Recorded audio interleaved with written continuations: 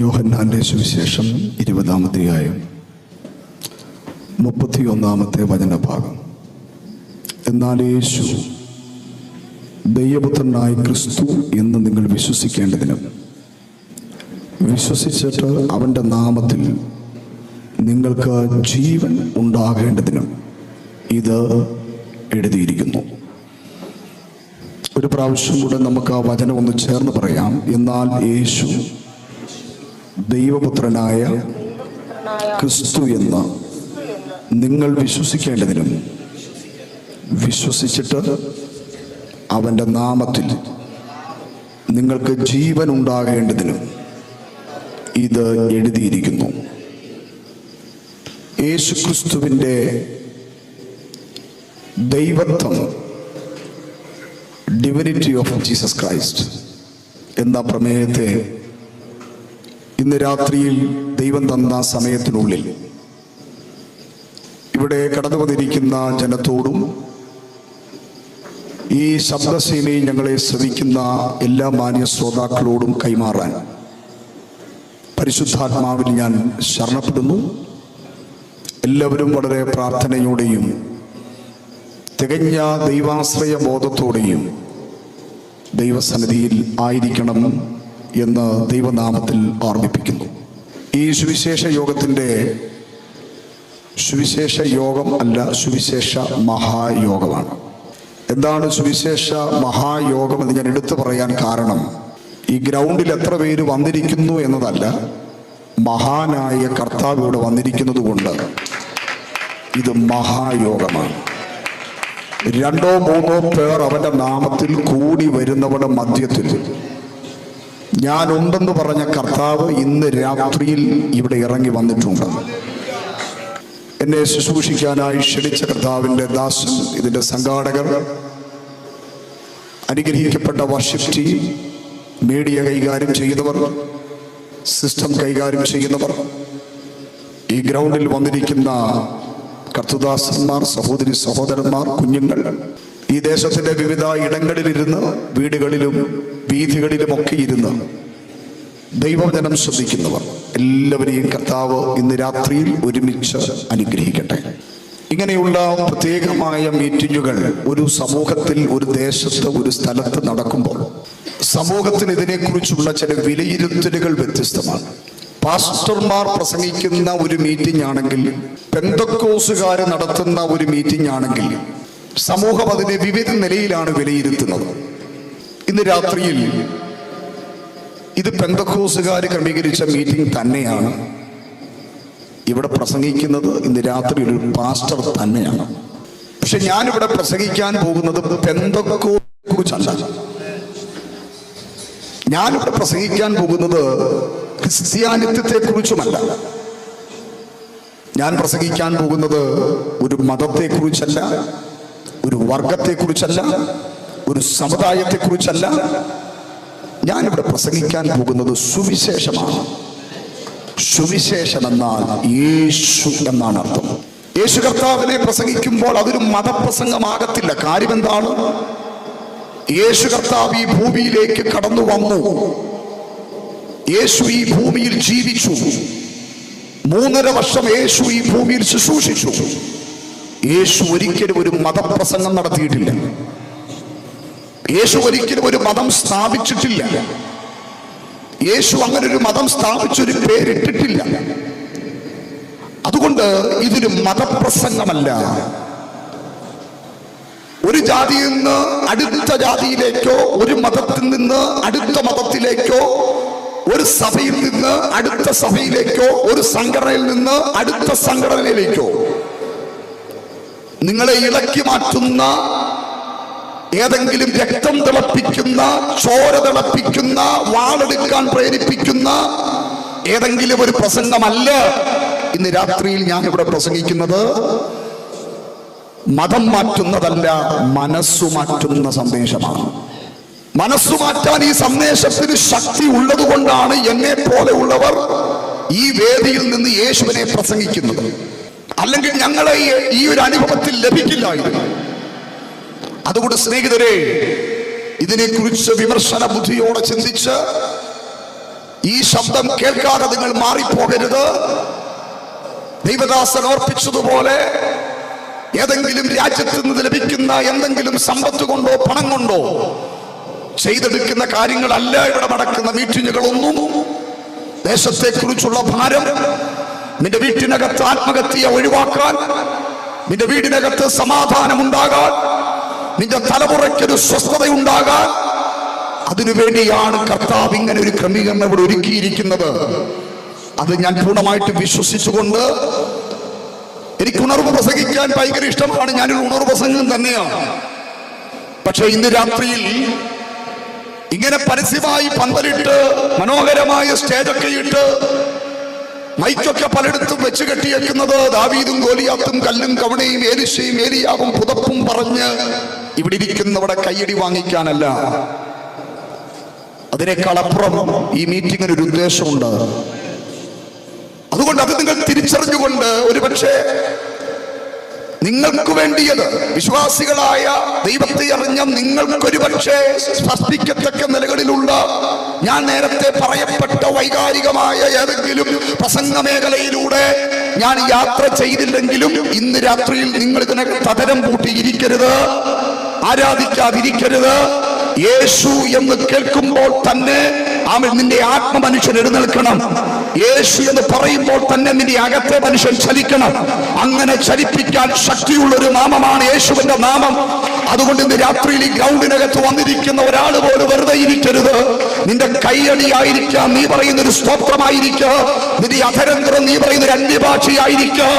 ഈ ദേശത്തിൽ തല ഉയർത്തി നിൽക്കുന്ന ജനത്തെ ദൈവത്തിലേക്ക് അടുപ്പിക്കാതെ, ജനത്തെ ഗ്രൗണ്ടിലേക്ക് കൊണ്ടുവരാതെ ആധിപത്യമിട്ട് വെച്ചിരിക്കുന്ന ഇരുട്ടിന്റെ അടിത്തറകൾ ഇന്ന് രാത്രി ഇളകുമെന്ന് വിശ്വസിക്കുന്ന ദൈവമക്കൾ ഇതിനകത്തുണ്ടെങ്കിൽ കരങ്ങൾ നന്നായി അടിച്ച് അല്പസമയങ്ങളുടെ അന്യഭാഷകൾ പറഞ്ഞ് ദൈവത്തെ ഒന്ന് സ്തുതിക്കട്ടെ. റബാന ശകാന അടദന ധിരീനകൾ തോരികസിയാന അക്ഷരന്തരം ധിരീനഘടക ഔഡക്ഷരാധികസിയാന. യേശുവിന്റെ അധികാരമുള്ള നാമത്തില് ഇന്ന് രാത്രി അസാധാരണമായത് ഇവിടെ സംഭവിക്കട്ടെ. ഈ ഗ്രൗണ്ടിൽ ദൈവത്തിന്റെ സാന്നിധ്യം ഇറങ്ങി നിൽക്കുകയാ. ഇവിടെ പ്രസംഗിക്കപ്പെടുന്ന വചനം അവൻ ഈ വായുമണ്ഡലത്തിലൂടെ എവിടൊക്കെ ചെല്ലണം അവിടൊക്കെ ചെല്ലാൻ പോകുകയാ. നിന്റെ അപ്പത്തെ വെള്ളത്തിന്മേൽ എറിയുക. അതേറിയ നാൾ കഴിഞ്ഞ് മടങ്ങി വരുന്ന ഒരു വചനമാണെങ്കിൽ ഇന്ന് രാത്രി മടങ്ങി വരുന്ന വചനത്തെ ഞങ്ങൾ ഇവിടെ വിളംബരം ചെയ്യുകയാ. ചുമ്മാതെ മടങ്ങി വരികയല്ല, അയച്ചവന്റെ പ്രവൃത്തി തികച്ചുകൊണ്ട് അത് ചില ആത്മാക്കളുടെ വിടുതലുകളായി, അത് ചില കൂട്ട സൗഖ്യങ്ങളായി, അത് ചില ബന്ധനങ്ങളെ അറുത്തുമാറ്റുന്ന അനുഭവങ്ങളായി ഈ രാത്രിയിലും വെളിപ്പെട്ടു വരുന്നത് ആത്മാവിൽ കാണുന്ന ദൈവമക്കൾ പരിശുദ്ധ ആത്മാവിന്റെ നിറവോടെ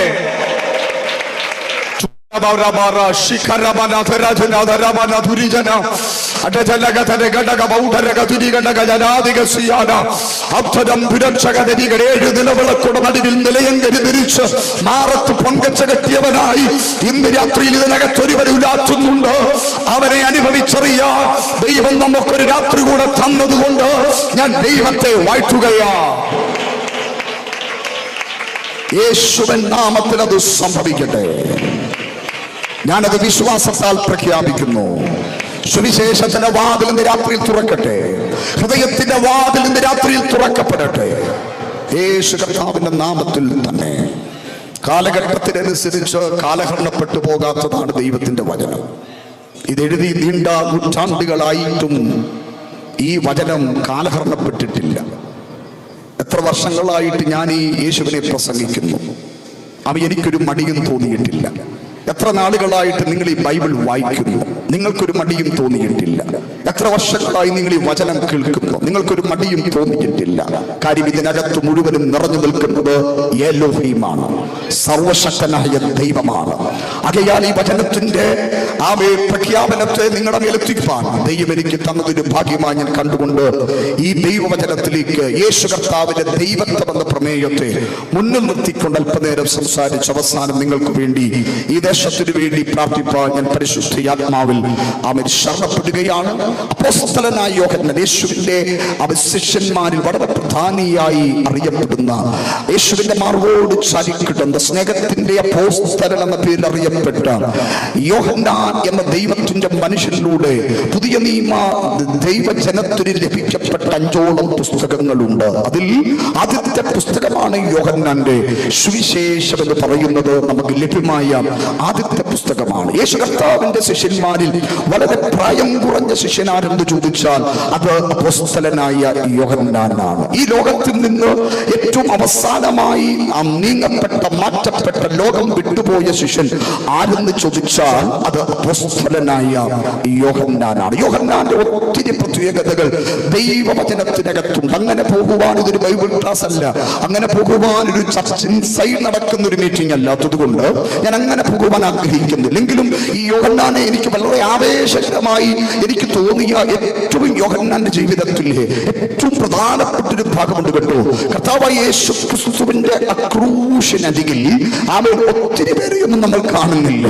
അവൻ യേശുവിന്റെ ക്രൂശിനരികിൽ നമ്മൾ കാണുന്ന ഒറ്റ ശിഷ്യൻ മാത്രമേ ഉള്ളൂ, അത് യോഹന്നാൻ എന്ന ശിഷ്യൻ മാത്രമാണ്. അതുകൊണ്ട് വെളിപ്പാട് പുസ്തകം എഴുതിയപ്പോൾ ഇപ്രകാരം എഴുതിയത്, യേശുവിന്റെ കഷ്ടതയിൽ കൂട്ടാളിയായ യോഹന്നാൻ എന്ന. ഞാൻ യേശു കർത്താവിന്റെ ആ കഷ്ടതയിൽ, ആ ക്രൂശിനരികിൽ, ആ വേദനയുടെ സമീപത്ത് കർത്താവിന്റെ കൂട്ടാളിയായി തീരുവാൻ ജീവിതത്തിൽ ഭാഗ്യം ലഭിച്ച ദൈവ മനുഷ്യനെ ഓർത്ത് ഇന്ന് രാത്രി ഞാൻ ദൈവത്തിന് സ്തോത്രം പറയുകയാണ്. എല്ലാ സുവിശേഷങ്ങളും അല്ല, 4 സുവിശേഷങ്ങളാണ് നമുക്ക് ലഭ്യമായിട്ടുള്ളത്. മത്തായി, മർക്കോസ്, ലൂക്കോസ്, യോഹന്നാൻ. ഈ 4 സുവിശേഷങ്ങളും സുവിശേഷാത്മാവിൽ സുവിശേഷകന്മാർ എഴുതുമ്പോൾ അതെഴുതുവാൻ വളരെ വ്യക്തമായ കാരണങ്ങളുണ്ട്, കാര്യങ്ങളുണ്ട്. മത്തായി സുവിശേഷം എഴുതുമ്പോൾ യേശു കർത്താവ് മഹാനായ രാജാവെന്ന് ജനത്തെ വെളിപ്പെടുത്തുന്ന യേശുവിന്റെ രാജ്യത്വത്തെ വെളിപ്പെടുത്തുക എന്ന ഉദ്ദേശത്തോടുകൂടിയാണ് മത്തായി തന്റെ സുവിശേഷം എഴുതുവാനിടയായത്. മർക്കോസിന്റെ സുവിശേഷം എഴുതപ്പെട്ടത് യേശു കർത്താവിന്റെ ദാസത്വത്തെ വെളിപ്പെടുത്തുക എന്ന ഉദ്ദേശത്തോടുകൂടിയാണ് മർക്കോസ് തന്റെ സുവിശേഷം എഴുതുവാനിടയായത്. ലൂക്കോസ് തന്റെ സുവിശേഷം എഴുതുവാനിടയായത് യേശു കർത്താവിന്റെ മനുഷ്യത്വത്തെ വെളിപ്പെടുത്തുവാൻ വേണ്ടിയാണ് ലൂക്കോസ് തന്റെ സുവിശേഷങ്ങൾ എഴുതുവാനിടയായത്. യോഹന്നാൻ എന്ന ദൈവത്തിന്റെ മനുഷ്യൻ ഈ സുവിശേഷങ്ങൾ കൈമാറിയതിന് എന്തിനു വേണ്ടി എന്ന് നമ്മൾ വായിച്ച വാക്യത്തിൽ തന്നെ വ്യക്തമാണ്. എന്നാൽ യേശു ദൈവപുത്രനായ ക്രിസ്തു എന്ന് നിങ്ങൾ വിശ്വസിക്കേണ്ടതിന്. എന്നാൽ യേശു ദൈവപുത്രനായ ക്രിസ്തു എന്ന് നിങ്ങൾ വിശ്വസിക്കേണ്ടതിന്. യേശുവിനെ വിശ്വസിക്കാനല്ല, പിന്നെയോ യേശു ആരെന്ന് വിശ്വസിക്കാനല്ല, യേശു ദൈവത്തിന്റെ പുത്രനായ ക്രിസ്തു. യേശു ദൈവത്തിന്റെ, വീണ്ടും ഞാൻ പറയുന്നു, യേശു ദൈവത്തിന്റെ പുത്രനായ ക്രിസ്തു എന്ന് നിങ്ങൾ വിശ്വസിക്കേണ്ടതിന്. എന്ന് പറഞ്ഞാൽ എന്താ? യേശുവിന്റെ ദൈവത്വത്തെ നിങ്ങൾ വിശ്വസിക്കുക. ഉപദേശി, അങ്ങനെ യേശുവിന്റെ ദൈവത്തെ വിശ്വസിച്ചാൽ ഞങ്ങൾക്ക് എന്ത് കിട്ടും? വീട് കിട്ടുമോ, കാർ കിട്ടുമോ, ടെമ്പോ കിട്ടുമോ, ലോറി കിട്ടുമോ, വിസ കിട്ടുമോ, നന്മ കിട്ടുമോ, പണം കിട്ടുമോ, ഉയർച്ച കിട്ടുമോ, മാർക്ക് കിട്ടുമോ, സൗഖ്യം കിട്ടുമോ? അതൊന്നും കിട്ടത്തില്ലെന്ന് ഞാൻ പറയത്തില്ല. അതൊക്കെ പിന്നാലെ പറഞ്ഞു വരുമ്പോൾ മനസ്സിലാകും. എന്നാൽ യേശു ദൈവപുത്രനെ വിശ്വസിച്ചാൽ അവിടെ എന്ത് കിട്ടുമെന്ന് പറയുന്നുണ്ട്. അവൻ നിങ്ങൾക്ക് ജീവൻ ഉണ്ടാകേണ്ടതിന് ഇത് എഴുതിയിരിക്കുന്നു. നിങ്ങൾക്ക് ജീവൻ ഉണ്ടാകേണ്ടതിന്. അപ്പോൾ നിങ്ങൾ പറയും, ഉപദേശി, ഞങ്ങൾ ഇപ്പോൾ യേശുവിന്റെ ദൈവത്വത്തെ വിശ്വസിക്കുന്നില്ലല്ലോ, ഞങ്ങൾക്ക് ഇപ്പോഴും ജീവനുണ്ടല്ലോ. ആമേ, ഉപദേശി വേണമെന്ന് ഞങ്ങളുടെ അടുക്കലേക്ക് വന്നു നോക്ക്. ഞങ്ങൾ ചത്തിട്ടില്ല, ഞങ്ങൾക്ക് ജീവനുണ്ട്. സ്നേഹിത, നിങ്ങൾ പറഞ്ഞത് സത്യമാണ്, നിങ്ങൾക്ക് ജീവനുണ്ട്. പക്ഷെ ഇന്ന് രാത്രിയിൽ ഇവിടെ പറയുന്ന ജീവൻ ഈ ജീവനല്ല. ഈ ജീവൻ ഇന്നോ നാളെയൊന്ന് പോകും കേട്ടോ. ഈ ജീവൻ പോകാൻ ഒത്തിരി സമയമൊന്നും വേണ്ട. അവൻ നീ നേരെ ചൊവ്വേ വണ്ടി ഓടിച്ചാലും എതിരെ വരുന്നവൻ നേരെ ചൊവ്വേ വണ്ടി ഓടിച്ചില്ലെങ്കിൽ ഇതങ്ങ് പോവും. മനസ്സിലാകുന്നുണ്ടോ? അകത്തോട്ട് വിടുന്ന ശ്വാസം പുറത്തോട്ട് വിടാൻ പറ്റിയില്ലെങ്കിൽ ഇതങ്ങോട്ട് പോവും. പുറത്തോട്ട് വിടുന്നത് അകത്തേക്ക് വലിക്കാൻ പറ്റിയില്ലെങ്കിൽ ഇതങ്ങ് പോവും. അപ്പോൾ ഈ ജീവൻ, ഇവിടുത്തെ ജീവൻ എന്ന് പറയുന്നത് ഏത് സമയത്തും നഷ്ടപ്പെടുവാൻ സാധ്യതയുള്ളതാണ്. അതിന് പ്രായവ്യത്യാസങ്ങളില്ല. ഞാൻ എപ്പോഴും എന്റെ ചർച്ചയിൽ ജനത്തെ ഉണർത്താൻ, അവർ കുറച്ചും കൂടെ ദൈവത്തിലേക്ക് അടുക്കാൻ ഞാൻ എപ്പോഴും ജനത്തോട് പറയാറുണ്ട്. അവൻ സഹോദരങ്ങളെ, അവൻ നിങ്ങൾക്കറിയാമോ, നമ്മളറിയാത്ത എന്തെല്ലാം മാരക രോഗങ്ങൾ ഇന്ന് നമ്മളിൽ ഉണ്ടെന്ന് നമുക്കറിയാമോ? ഒരു അഡ്ജസ്റ്റ്മെന്റിൽ നിങ്ങൾ ഓടുക. കൊച്ചു കൊച്ചു വേദനയൊന്നും നമ്മൾ മൈൻഡ് ചെയ്യത്തില്ല. അവ കഴിഞ്ഞ ദിവസം എന്റെ ഒരു സ്നേഹിതൻ, എറണാകുളത്തുള്ള അനുഗ്രഹിക്കപ്പെട്ട എക്സോഡസ് എന്ന് പറഞ്ഞൊരു ചർച്ചുണ്ട്, അതിനെന്റെ ഒരു സ്നേഹിതൻ, ചില ആഴ്ചകൾക്ക് മുമ്പ് ഞാൻ അദ്ദേഹവുമായി സംസാരിച്ച് അദ്ദേഹത്തിന്റെ ചർച്ചിലൊരു മീറ്റിംഗിന്റെ ഡേറ്റ് ഒക്കെ എനിക്ക് തന്ന ശേഷം പെട്ടെന്നൊരു സുപ്രഭാതത്തിൽ വാട്സപ്പിൽ എന്റെ ഒരു സ്നേഹിതൻ എന്നെ വിളിച്ചു കാണിച്ചു. ഇനി പെട്ടെന്ന് ആ വാട്സപ്പ് നോക്കിയേ, ഞാൻ നോക്കിയപ്പോൾ ഞെട്ടിപ്പോയി. കഴിഞ്ഞ ചില ആഴ്ചകൾക്ക് മുമ്പ് ഫോണിൽ സംസാരിച്ച ആ യൗവനക്കാരനായ ദൈവത്തിന്റെ ദാസൻ നിത്യതയിൽ ചേർക്കപ്പെട്ടു. അറിഞ്ഞു വന്നപ്പോഴാണ് മനസ്സിലായത്, ചെറിയ ഒരു വയറുവേദന ഉണ്ടായിരുന്നു പോലും. വയറുവേദന ആരാ മൈൻഡ് ചെയ്യുന്നത്? അതിങ്ങനെ അവൻ മുൻപോട്ട് കൊണ്ടുപോയി. എന്നാൽ സഹിക്കാൻ കഴിയാതെ എറണാകുളത്തെ ഏറ്റവും വലിയ ഹോസ്പിറ്റലിൽ അവൻ അഡ്മിറ്റ് ചെയ്ത് അവര് ചെക്കപ്പ് നടത്തിയപ്പോൾ പാൻക്രിയാസ് ക്യാൻസർ ലാസ്റ്റ് സ്റ്റേജിലെത്തിയിരിക്കുകയാണ്. അവൻ അത് മനസ്സിലാക്കിയിട്ട് അവൻ ഏകദേശം 20 ദിവസം പോലും തികഞ്ഞില്ല.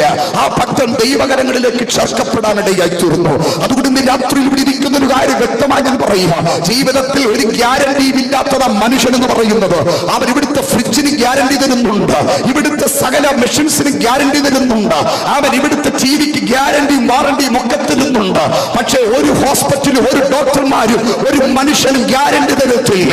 പക്ഷെ ഇന്ന് രാത്രി തിരിച്ചറിഞ്ഞോണേ കുഞ്ഞെ, അവൻ യേശു ക്രിസ്തു ദൈവത്തിന്റെ പുത്രനാണെന്ന് ഇന്ന് രാത്രി ഹൃദയം തുറന്ന് വിശ്വസിച്ച നിനക്ക് ലഭിക്കപ്പെടുന്നത്, ഇവിടുത്തെ ജീവൻ പോയാൽ മറ്റൊരു ജീവൻ നിനക്ക് ലഭിക്കും. ആ ജീവന്റെ പേരാണ് എറ്റേണൽ ലൈഫ്, നിത്യജീവൻ. നിത്യജീവമൊഴികൾ നിന്നിലുണ്ടു അപരനെ, നിത്യജീവമൊഴികൾ. ഇത് വായിക്കുന്ന ആള് ഞങ്ങൾക്കൊന്നും വായിച്ചു വരുന്നില്ലയോ? എന്നെ വിട്ടിട്ടാടി ഞങ്ങൾ അങ്ങ് പോയി വസിക്കും,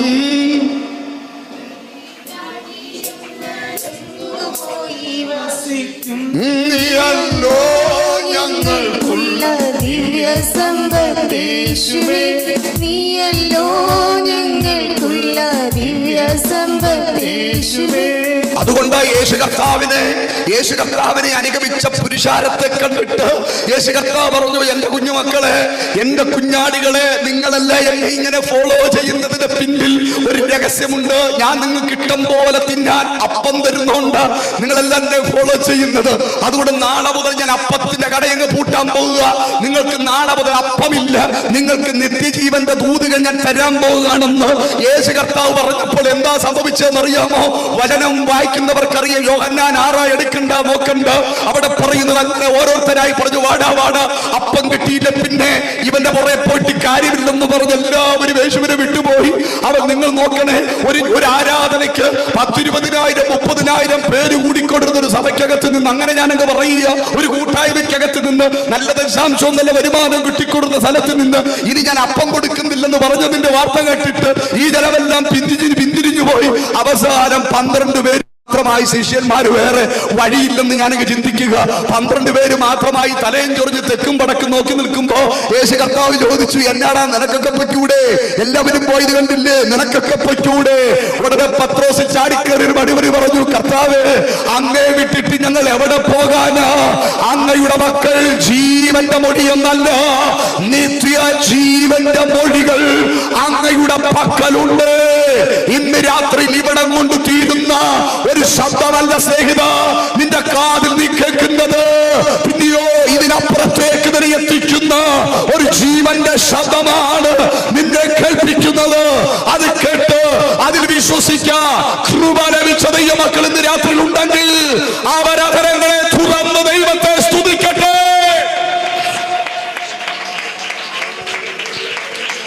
യേശുവിന്റെ രക്തത്താൽ ചെയ്യപ്പെടുകയാണ്. യോഹന്നാൻ സുവിശേഷം എഴുതിയത് എന്തിനു വേണ്ടിയാണെന്ന് വളരെ വ്യക്തമായി പറയുന്നു. യേശു ദൈവപുത്രനെന്ന് നിങ്ങൾ എന്ത് ചെയ്യണം? വിശ്വസിക്കണം. അതിനുവേണ്ടിയാണ് ഞാനിതൊക്കെ എഴുതിയിരിക്കുന്നത്. ഈ യേശുവിന്റെ ദൈവത്വത്തെ അവതരിപ്പിക്കുക. യോഹന്നാൻ എന്തുകൊണ്ട് ആഗ്രഹിച്ചു എന്ന് ചോദിച്ചാൽ, ആ കാലഘട്ടത്തിൽ യേശുവിന്റെ ദൈവത്വത്തിനെതിരെ വളരെ ശക്തമായി സംസാരിക്കാൻ തല ഉയർത്തിയ ഒരു ദുരുപദേശ മതശക്തിയുണ്ട്. അതിന്റെ പേര് നോസ്റ്റിക് മതമെന്നാണ്. എന്താണ്? പ്ലാസ്റ്റിക് അല്ല മാമി, നോസ്റ്റിക് മതമെന്നാണ് അതിന്റെ പേര്. നോസ്റ്റിക് മതം. ഈ മതം എന്താണ് പഠിപ്പിക്കുന്നതെന്ന് ചോദിച്ചാൽ, ഈ മതം ജനത്തിന് കൊടുത്തത് യേശു ദൈവമല്ല, പിന്നെയോ ദൈവത്തിൽ നിന്ന് അകന്ന ഒരു അർത്ഥ ദൈവമാണ് യേശു, അല്ലെങ്കിൽ ഒരു കുട്ടി ദൈവമാണ് യേശു. ഇന്ന് രാത്രി ഞാനിത് പറയുമ്പോ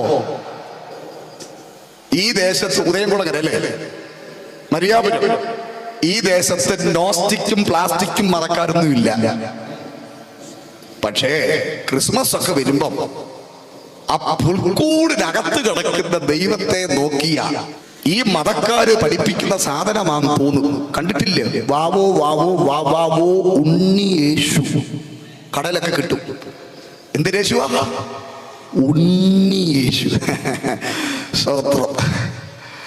ഇന്ന് രാത്രിയിൽ ഞാനൊരു സത്യം വിളിച്ചു പറയട്ടെ.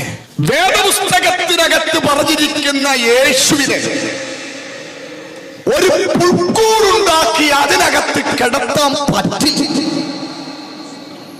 വേദപുസ്തകത്തിനകത്ത് പറഞ്ഞിരിക്കുന്ന യേശുവിനെ ഒരു കണ്ണാടിക്കൂടുണ്ടാക്കി അതിനകത്ത് പൂട്ടാനും പറ്റില്ല.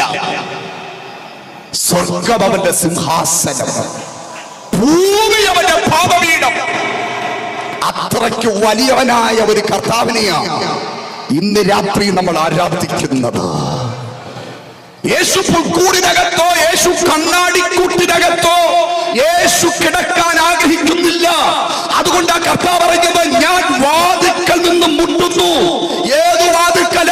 കണ്ണാടിക്കൂടിന്റെ വാതിൽക്കലല്ല, നിന്റെ ഹൃദയമാകുന്ന വാതിൽക്കൽ നിന്ന് ഞാൻ മുട്ടുന്നു. ആരെങ്കിലും എന്റെ ശബ്ദം കേട്ട് വാതിൽ തുറന്നാൽ ഞാൻ അവനോടും അവൻ എന്നോടും കൂടെ അത്താഴം കഴിക്കും. ഹല്ലേലൂയ. യേശുവിന്റെ നാമത്തിൽ ജയമെടുക്കുകയാണ്. ഞങ്ങൾ എന്താ ഈ പുൽക്കൂട ഉണ്ടാക്കി അതിനകത്ത് ഉണ്ണി യേശുവിനെ കിടത്താത്ത്? ഞങ്ങൾ എന്താ കണ്ണാടിക്കൂട്ടിനകത്ത് കിടക്കുന്ന യേശുവിന്റെ മുമ്പിൽ ചെന്ന് കുരിശു വരയ്ക്കാത്ത്? ഒറ്റ കാര്യമേ ഉള്ളൂ, അവൻ ഞങ്ങളുടെ ഉള്ളിലേശു ഉള്ളത് കൊണ്ടാണ്, ഞങ്ങളുടെ അകത്ത് യേശു ഉള്ളത് കൊണ്ടാണ്. ഇന്ന് രാത്രി അത് വിശ്വസിക്കുന്നവരെ ഓർത്ത് ഞാൻ കർത്താവിന് സ്തോത്രം ചെയ്യുകയാ. പിന്നെ അവര് പഠിപ്പിച്ചത്, സ്നാനത്തിങ്കൽ ദൈവത്തിന്റെ ആത്മാവ് ഇറങ്ങിയ കേവലം ഒരു മനുഷ്യനാണ് യേശു. ആ യേശു ക്രൂശു മരണം, ആ ആത്മാവ് യേശുവിനെ വിട്ട് ക്രൂശു മരണത്തിന് മുമ്പ് വിട്ടുപോയെന്നും, അതുകൊണ്ടാണ് ആ ക്രൂശുമരണ സമയത്ത് അവൻ എന്റെ ശക്തി എന്നെ വിട്ടുപോകല്ലേ എന്ന് യേശു പ്രാർത്ഥിച്ചെന്ന്. എടാ പൊട്ടൻ മതക്കാരെ, എന്റെ ശക്തി എന്നല്ല പ്രാർത്ഥിച്ച്, എന്റെ ദൈവമേ നീ എന്നെ കൈവിട്ടത് എന്തെന്നാ പ്രാർത്ഥിച്ചേ. പിന്നെ അവന് പഠിപ്പിച്ചത്, ക്രൂശുമരണ സമയത്ത് യേശുവിന് പുളിച്ച വീട് കൊടുത്തു. അതൊരുമാതിരി മയക്കവീനായിരുന്നു. അത് കൊടുത്തപ്പോ യേശു മയങ്ങി. മയക്കം തെളിഞ്ഞപ്പോ യേശു എഴുന്നേറ്റ് വീട്ടിൽ പോയെന്ന്. പക്ഷെ വേദപുസ്തകം പറയുന്നു, അവര് ദാഹിച്ചപ്പോൾ അവര് വീഞ്ഞു കൊടുത്തു, യേശു കുടിച്ചില്ല. കാരണം യേശുവിനറിയാം ഇവനകത്ത് ചെന്നാൽ മയങ്ങും. യേശു അവൻ നമ്മുടെ എല്ലാം വേദന തന്റെ ശരീരത്തിൽ വഹിച്ചവനാണ്. യേശുവിന്റെ അധികാരമുള്ള നാമത്തിൽ ജയമെടുക്കട്ടെ. ഹല്ലേലൂയ. അങ്ങനെ തുടങ്ങി യേശു തച്ചന്റെ മകനാണെന്നും യേശുവെ വിചാരപുത്രനാണെന്നും യേശു ബയോത്സവനെ കൊണ്ടാണ് ഈ അത്ഭുതങ്ങളൊക്കെ ചെയ്തെന്നുമൊക്കെ അവ യേശുവിനെ കുറിച്ചുള്ള വ്യത്യസ്തമായ പഠിപ്പീരുകൾ അന്നുള്ളതുപോലെ ഇന്നുമുണ്ട്.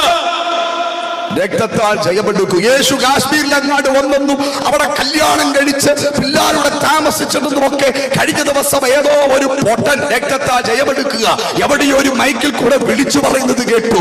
പക്ഷെ ഇന്ന് രാത്രി ഞാനൊരു കാര്യം വിളിച്ചു പറയട്ടെ, അവൻ ഈ യേശുവിനെ കുറിച്ച് ഇന്ന് രാത്രി പ്രസംഗിക്കുമ്പോൾ എനിക്ക് അഭിമാനമുണ്ട് പ്രിയരെ. ഹല്ലേലൂയ, എനിക്ക് അഭിമാനമുണ്ട്.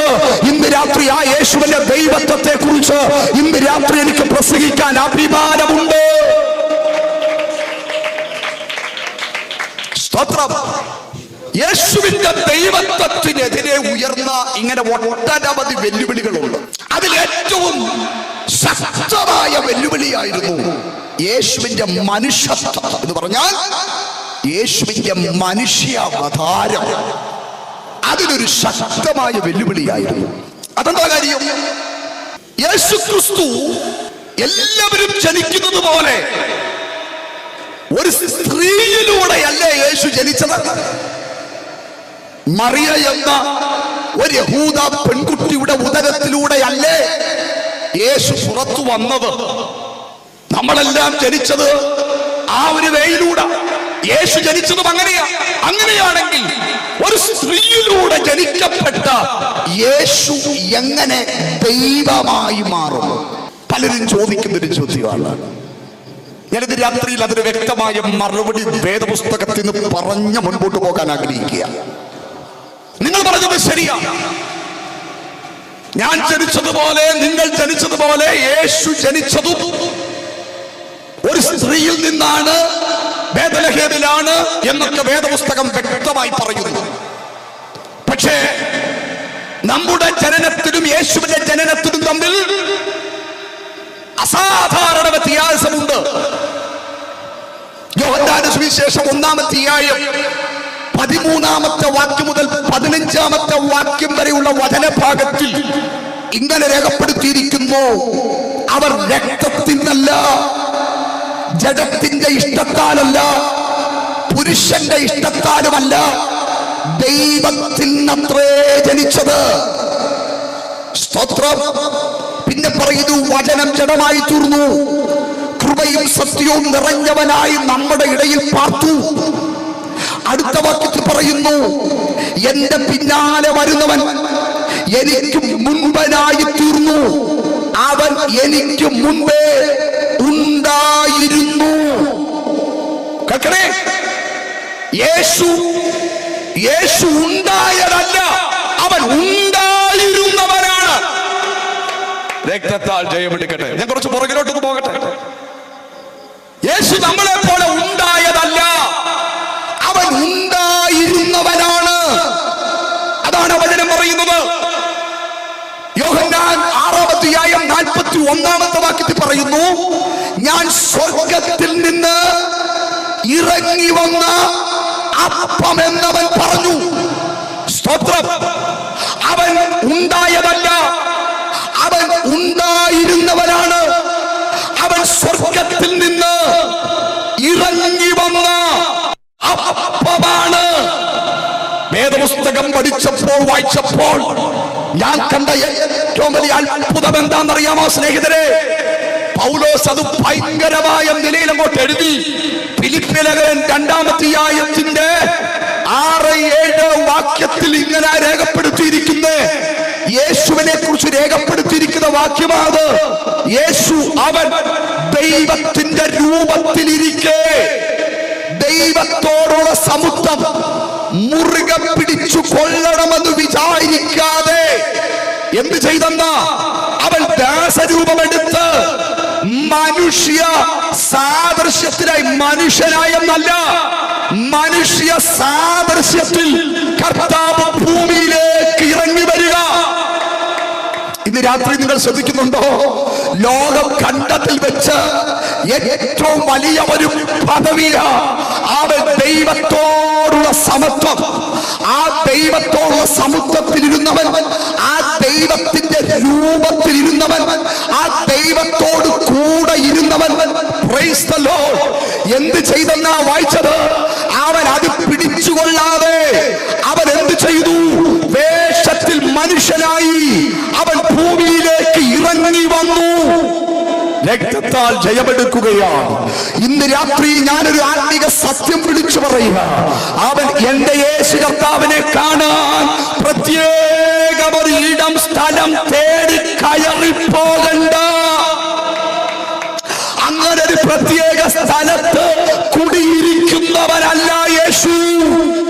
മനസ്സിലായവർക്കായി സ്തോത്രം പറയുന്നു. അതുകൊണ്ട് മരുരൂപമലയിൽ ശിഷ്യന്മാര് പറഞ്ഞൊരു കാര്യമുണ്ട്, നമുക്ക് 3 കുടിലുണ്ടാക്കാം. എന്തുണ്ടാക്കാം? നമുക്ക് 3 കുടിലുണ്ടാക്കി. ഇവിടെ ഒരു കുടിൽ വ്യവസായമങ്ങ് ആരംഭിക്കാൻ ടോക്കണും കൊടുക്കാം. എന്നെ ചിന്തിയ ഇഷ്ടം പോലെ കാശും വാരാ. അങ്ങനെ അവൻ ദൈവത്തെ ഇരുത്തി കാശു വാരുന്ന ഒത്തിരി ഇടങ്ങളുണ്ട്. മനസ്സിലാകുന്നില്ലല്ലേ? ദൈവത്തെ ഇരുത്തി കാശ് വാരുന്ന ഒത്തിരി സ്ഥലങ്ങളുണ്ട്, ഒത്തിരി സ്ഥാനങ്ങളുണ്ട്. ഹല്ലേലൂയ. ഇന്ന് രാത്രി നീ അവിടെ ചെന്ന് കൊടുക്കുന്ന കാശ് കൊണ്ട് നിനക്കൊരു ഗുണവുമുണ്ടാകത്തില്ല. ഇന്ന് രാത്രി സ്നേഹിത, അവ എന്റെ യേശുവിനെ കാണാൻ നീ ഒന്നും കയറിപ്പോകണ്ട. ഇരിക്കുന്നിടത്ത് അവൻ ഇറങ്ങി വരുന്ന ദൈവമാണ്. വിശ്വസിക്കുന്നവരുണ്ടോ ഇതിനകത്ത്? അനുഭവിച്ചവരുണ്ടോ ഇതിനകത്ത്? എന്റെ പിതാവ് ഒരു ഹൈന്ദവ കുടുംബത്തിൽ നിന്ന് യേശുവിനെ അറിഞ്ഞത്. സാക്ഷ്യത്തിലേക്കൊന്നും പോകാൻ അവൻ സമയം കിട്ടുമോ എന്ന് എനിക്ക് തോന്നുന്നില്ല. രക്തത്താൽ എന്റെ പിതാവിന്റെ സ്ഥലം അവ ഒത്തിരി ദൂരെയൊന്നുമല്ല, മാർത്താണ്ഡം എന്ന സ്ഥലത്താണ്. ഇന്ന് 45 വർഷങ്ങൾക്ക് മുമ്പ് ആ നായർ സമുദായത്തിന്റെ പിതാവ് യേശുവിനെ കണ്ടെത്തിയത്. ആ ക്രിസ്ത്യാനികളെ ഓടിച്ചിട്ടടിക്കുന്ന അന്നത്തെ ആ കാലഘട്ടത്തിൽ ഏറ്റവും ദൈവമക്കൾക്ക് ഉപദ്രവകാരിയായിരുന്ന അവൻ കൃഷ്ണകുമാർ എന്ന മനുഷ്യൻ, അവൻ ഈ യേശുവിനെ കാണാൻ എന്നും കേറിപ്പോയതല്ല. മാർത്താണ്ഡം തെരുവീതിയിൽ 1.5 മാസം ആഹാരം കഴിക്കാൻ അറിയാതെ അവ എച്ചീലവറക്കെത്തുന്നു കടവരാന്തിയിൽ കിടന്നുറങ്ങുന്ന ഊളമ്പാറ മെന്റൽ ഹോസ്പിറ്റല് അവ ട്രീറ്റ്മെന്റ് പരാജയപ്പെട്ടു മുഴുഭ്രാന്തനായി മന്ത്രവാദങ്ങളും പൂജകളും എല്ലാം ചെയ്ത് അതെല്ലാം അമ്പേ തോറ്റുപോയി തെരുവീതിയിലൂടെ അലഞ്ഞു തിരിഞ്ഞു നടക്കുന്ന എന്റെ പിതാവിന്റെ അടുക്കലേക്ക് ഇന്നേക്ക് 45 വർഷങ്ങൾക്ക് മുമ്പ് ഇറങ്ങി വന്ന യേശുവിനെയാ ഞാൻ ഇന്ന് രാത്രി പ്രസംഗിക്കുന്നത്. ഒരു സാധാരണ കൃഷ്ണകുമാറിനെ പാസ്റ്റർ കൃഷ്ണകുമാറാക്കി മാറ്റി ഒരു കാലഘട്ടം മുഴുവനും കേരളത്തിലും ഇന്ത്യൻ മണ്ണിലും ദൈവത്താൽ ഉപയോഗിക്കപ്പെട്ട നിലയിൽ കർത്താവ് കരങ്ങളെടുക്കാൻ ഇറങ്ങി വരാൻ മനസ്സു കാണിച്ച ഹല്ലേലൂയ, ഹല്ലേലൂയ. നിന്റെ ശരീരത്തിന്റെ അഴുക്ക് നോക്കാതെ, നിന്റെ കുടുംബം നോക്കാതെ, കുടുംബ ശ്രേഷ്ഠത നോക്കാതെ, നിന്റെ കുലം നോക്കാതെ, കുലം മഹിമ നോക്കാതെ, അവയെ നിനക്ക് വേണ്ടി ഇറങ്ങി വരുന്ന ഒരു ദൈവം അവ 2023 വർഷങ്ങൾക്ക് മുമ്പ് ഇറങ്ങി വന്നെങ്കിൽ ഇന്ന് രാത്രിയിലും അവൻ ഇവിടെ ഇറങ്ങി വരികയാണ്. സ്നേഹിത, നീ ഇരിക്കുന്ന ഇടത്തവൻ ഇറങ്ങി വരികയാ. നിന്റെ വീട്ടിനകത്തവൻ ഇറങ്ങി വരികയാ. നിന്റെ വീട് നല്ല വീടോ പന്ന വീടോ വിഷയമല്ല, ഓടോ ടെറസോ വിഷയമല്ല. ഹല്ലേലൂയ. ചാണകം ടൈൽസ് ഇട്ടതോ വിഷയമല്ല. ഇന്ന് രാത്രി നിന്നെ രക്ഷിപ്പാൻ, നിന്നെ സഹായിപ്പാൻ, നിന്നെ ശക്തീകരിപ്പാൻ ഇന്ന് രാത്രി യേശു ഇറങ്ങി വരുന്ന ദൈവമാണ് എന്ന് വിശ്വസിക്കുന്നവരുണ്ടെങ്കിൽ ഈ രാത്രി ദൈവത്തിന് സ്തോത്രം പറഞ്ഞാട്ടെ.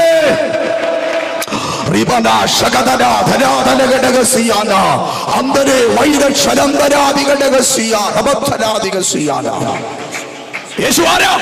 യേശു സാക്ഷാൽ ദൈവമായിരുന്നു. ദൈവരൂപത്തിലിരുന്നവനെന്നാണ്. അവൻ സാക്ഷാൽ ദൈവമായിരുന്നു. ഉറക്കെ പറഞ്ഞാട്ടെ, യേശു സാക്ഷാൽ ദൈവമായിരുന്നു. 2 തെസ്സലോനിക്യ ലേഖനം 2:3 മുതൽ വാക്യമുണ്ട് കേട്ടോ. 3 മുതൽ വായിക്കുമ്പോൾ ഒരു വാക്യമുണ്ട്. ആ വാക്യം ഇതിനോട് ചേർത്ത് പറയാൻ പറ്റുന്ന വാക്യമാണ്. അവിടെ കൊടുത്തിരിക്കുന്നത് ഇങ്ങനെയാണ്: അവൻ ദേവാലയത്തിൽ ഇരുന്നു കൊണ്ട് ദൈവമെന്ന് നടിച്ച്. പിശാചിനെ കുറിച്ച് പറഞ്ഞ അധർമ്മ മൂർത്തിയെ കുറിച്ച് പറഞ്ഞിരിക്കുക. പിശാച് കേറിയവനെ കുറിച്ച് പറഞ്ഞിരിക്കുക. അവൻ ദൈവമെന്ന് നടിച്ചു. കേൾക്കുന്നുണ്ടോ? ആ വാക്യം നിങ്ങൾ വായിക്കുന്നുണ്ടോ? ആമേൻ. 3-ാം വാക്യം മുതൽ ആരും ഏതു വിധനെ നിങ്ങളെ ചതിക്കരുത്. ആദ്യമേ വിശ്വാസതാകം സംഭവിക്കുകയും നാശയോഗ്യനും അധർമ്മമൂർത്തിയുമായും വെളിപ്പെടുകയും വേണം. അവൻ ദേവാലയത്തിൽ അവൻ ഇരിപ്പവട. ദേവാലയത്തിൽ ഇരുന്നു കൊണ്ട്, അപ്പൊ ദേവാലയത്തിനകത്തിരിക്കുന്ന എല്ലാം ഒറിജിനലാണെന്ന് ചിന്തിക്കരുത്. പറഞ്ഞത് മനസ്സിലാകുന്നില്ല? സ്തോത്രം, ഹല്ലേലൂയ. പേര് ദേവാലയം നോക്കിയ ഭാഷേ, പക്ഷെ ഇരിക്കുന്നതല്ല ഒറിജിനൽ അല്ല, ഒറിജിനൽ അല്ല. പറഞ്ഞത് മനസ്സിലായവർക്കായി സ്തോത്രം, ഹല്ലേലൂയ, ഹല്ലേലൂയ. അവൻ ദേവാലയത്തിൽ ഇരുന്നു കൊണ്ട് ദൈവമെന്ന് നടിച്ച്, ദൈവമെന്ന പൂജാ വിഷയം എന്ന് പേരുള്ള സകലത്തിനും മീതെ തന്നെത്താൻ ഉയർത്തുന്ന എതിരാളിയത്രേ. തന്നെത്താൻ ഉയർത്തുന്ന, ദൈവമെന്ന് നടിച്ച് ജനത്തെ വഞ്ചിക്കുന്ന ഒത്തിരി ദൈവങ്ങളുള്ള ഈ നാട്ടിൽ നിന്നുകൊണ്ട് ഞാനൊരു സത്യദൈവത്തെ നിങ്ങൾക്ക് പരിചയപ്പെടുത്താം. അവൻ തന്നെത്താൻ ഉയർത്തിയവരല്ല, അവൻ തന്നെത്താൻ താഴ്ത്തിയവരാണ്. Hallelujah, praise the lord, praise the lord. എത്ര അനുഗ്രഹിക്കപ്പെട്ട വചനങ്ങളല്ലേ. ഇന്ന് രാത്രിയിൽ ദൈവമാണെന്നും പറഞ്ഞ് ദൈവമെന്ന് നടിച്ച്, ദൈവത്തെ പോലെ, ദൈവത്തിന്റെ രൂപം പോലെ, ദൈവത്തിന്റെ ഭാവം പോലെ പലയിടങ്ങളിലും ഇരുന്ന് അവൻ ദൈവമെന്ന് നടിക്കുന്ന ഈ ലോകത്തിന്റെ പൈശാചികതയെ തിരിച്ചറിഞ്ഞിട്ട് ഇന്ന് രാത്രിയിൽ യഥാർത്ഥ ദൈവം അവൻ ദൈവമെന്ന് നടിച്ചവനല്ലെന്നും അവൻ സാക്ഷാൽ ദൈവമായിരുന്നവനാണെന്നും അല്ലേ? അതുകൊണ്ട് കൊരിന്ത് ലേഖനത്തിൽ പൗലോസ് പറഞ്ഞിരിക്കുന്ന വാക്കത്ര പ്രസക്തമാ. നമ്മുടെ കർത്താവായ യേശു ക്രിസ്തു സമ്പന്നനായിരുന്നിട്ടും അവന്റെ ദാരിദ്ര്യത്താൽ നിങ്ങൾ സമ്പന്നനാകേണ്ടതിന് നിങ്ങൾ നിമിത്തം ദരിദ്രനായി തീർന്ന കൃപ നിങ്ങൾ അറിയുന്നല്ലോ. കേട്ടോ, എന്റെ കർത്താവിനെ കുറിച്ചാ പറയുന്നേ. ഈ ലോകത്തിലെ അവൻ ഒത്തിരി സമ്പന്നന്മാരുണ്ട്, പക്ഷെ ഇവിടെ പറയുന്നു നമ്മുടെ കർത്താവായ യേശു ക്രിസ്തു അവൻ സമ്പന്നനായിരുന്നെന്ന്. അവൻ അവിടെ പറയുന്ന സമ്പന്നത എന്താ? ദൈവത്തോടുള്ള സമത്വമാണ് അവിടെ പറയുന്ന സമ്പന്നത. ആ സമ്പന്നതയിൽ അവൻ ഇരുന്നിട്ട് അവന്റെ ദാരിദ്ര്യത്താൽ നിങ്ങൾ സമ്പന്നനാകേണ്ടതിന് ദരിദ്രനായി തീർന്ന കൃപ നിങ്ങൾ അറിയുന്നുവല്ലോ. ഇന്ന് രാത്രിയിൽ അങ്ങനെ ഒരു ദൈവത്തെ ആരാധിക്കാൻ ഭാഗ്യം ലഭിച്ചവരെ ഓർത്ത് ഞാൻ ദൈവത്തിന് സ്തോത്രം പറയുക. പരമസമ്പന്നനി ധരണിയിലേറ്റം ദരിദ്രനായി തീർന്നു സ്വമനസ. നിരുപമ പ്രഭയണിഞ്ഞിരുന്നവൻ പഴന്തുണി ധരിച്ചത് ചെറിയ സംഗതിയോ. ദൈവകരുണയിൽ ധനമാഹാത്മ്യം നാവാൽ വർണ്യമോ. ദൈവകരുണയിൽ ധനമാഹാത്മ്യം നാവാൽ വർണ്യമോ.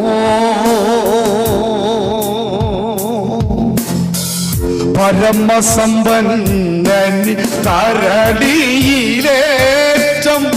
പരമസമ്പന്നനി തരളിയിലേറ്റം ദരിദ്രനായി തീർന്നു സ്വമനസ.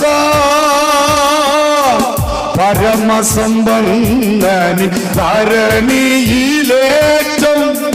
ദരിദ്രനായി തീർന്നു സ്വമനസ.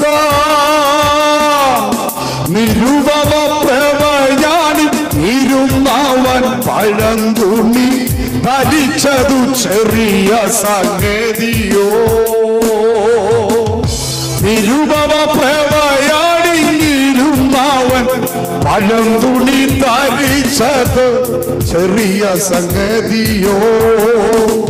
ദൈവകരുണയിൽ ധനമാഹാത്മ്യം നാവാ വർണ്യമോ. അത്ര അനുഗ്രഹിക്കപ്പെട്ട വഴികളെ. ദൈവത്തിന്റെ കരുണയുടെ ധനമഹാത്മ്യം എത്ര വർണ്ണനീയമാണ്. Praise the lord, hallelujah. കേൾക്കണം സ്നേഹിതരെ, കർത്താവായ യേശു ക്രിസ്തു ദൈവമായിരുന്നു, സമ്പന്നനായിരുന്നു. ആ ദൈവമായിരുന്ന യേശു ക്രിസ്തുവിന് ഈ ഭൂമിയിലേക്ക് കടന്നു വരണം. ഈ ഭൂമിയിലേക്ക് കടന്നു വരുവാൻ ആ ദൈവം സ്വീകരിച്ച ഒരു വഴിയാണ് മറിയയുടെ ഉദരത്തിൽ, എന്റെ പ്രസംഗ ഭാഷയിൽ പറഞ്ഞാൽ മഹാനായ ദൈവം ഒതുങ്ങി. അടുത്തിരിക്കുന്ന ആളെ നോക്കി പറഞ്ഞാട്ട് ഒതുങ്ങി എന്ന് പറഞ്ഞാട്ട് പതുക്കെ പറയാവൂ, സൂക്ഷിച്ചേ പറയാവൂ. പറഞ്ഞാട്ട് ഒതുങ്ങി, ഒതുങ്ങി ഇല്ല ഒതുങ്ങൂന്ന് പറഞ്ഞു. സ്തോത്രം. മഹാനായ ദൈവം ഭൂമിയിലേക്ക് കടന്നു വരേണ്ടതിന് മറിയയുടെ ഉദരത്തിനകത്ത് അങ്ങ് ഒതുങ്ങി. അതാ എബ്രായർ 2:14 വായിക്കുന്നത്, മക്കൾ ജഡരക്തങ്ങളോട് കൂടിയവർ ആകൊണ്ട്. ആരാ മക്കൾ? നമ്മളാണ്. ജഡരക്തങ്ങളോട്, മാംസരക്തങ്ങളോട് കൂടിയവാകൊണ്ട് അവനും അവരെ പോലെ നമ്മളെ പോലെ ജഡരക്തങ്ങളോട് കൂടിയവനായി. എന്തിനാ?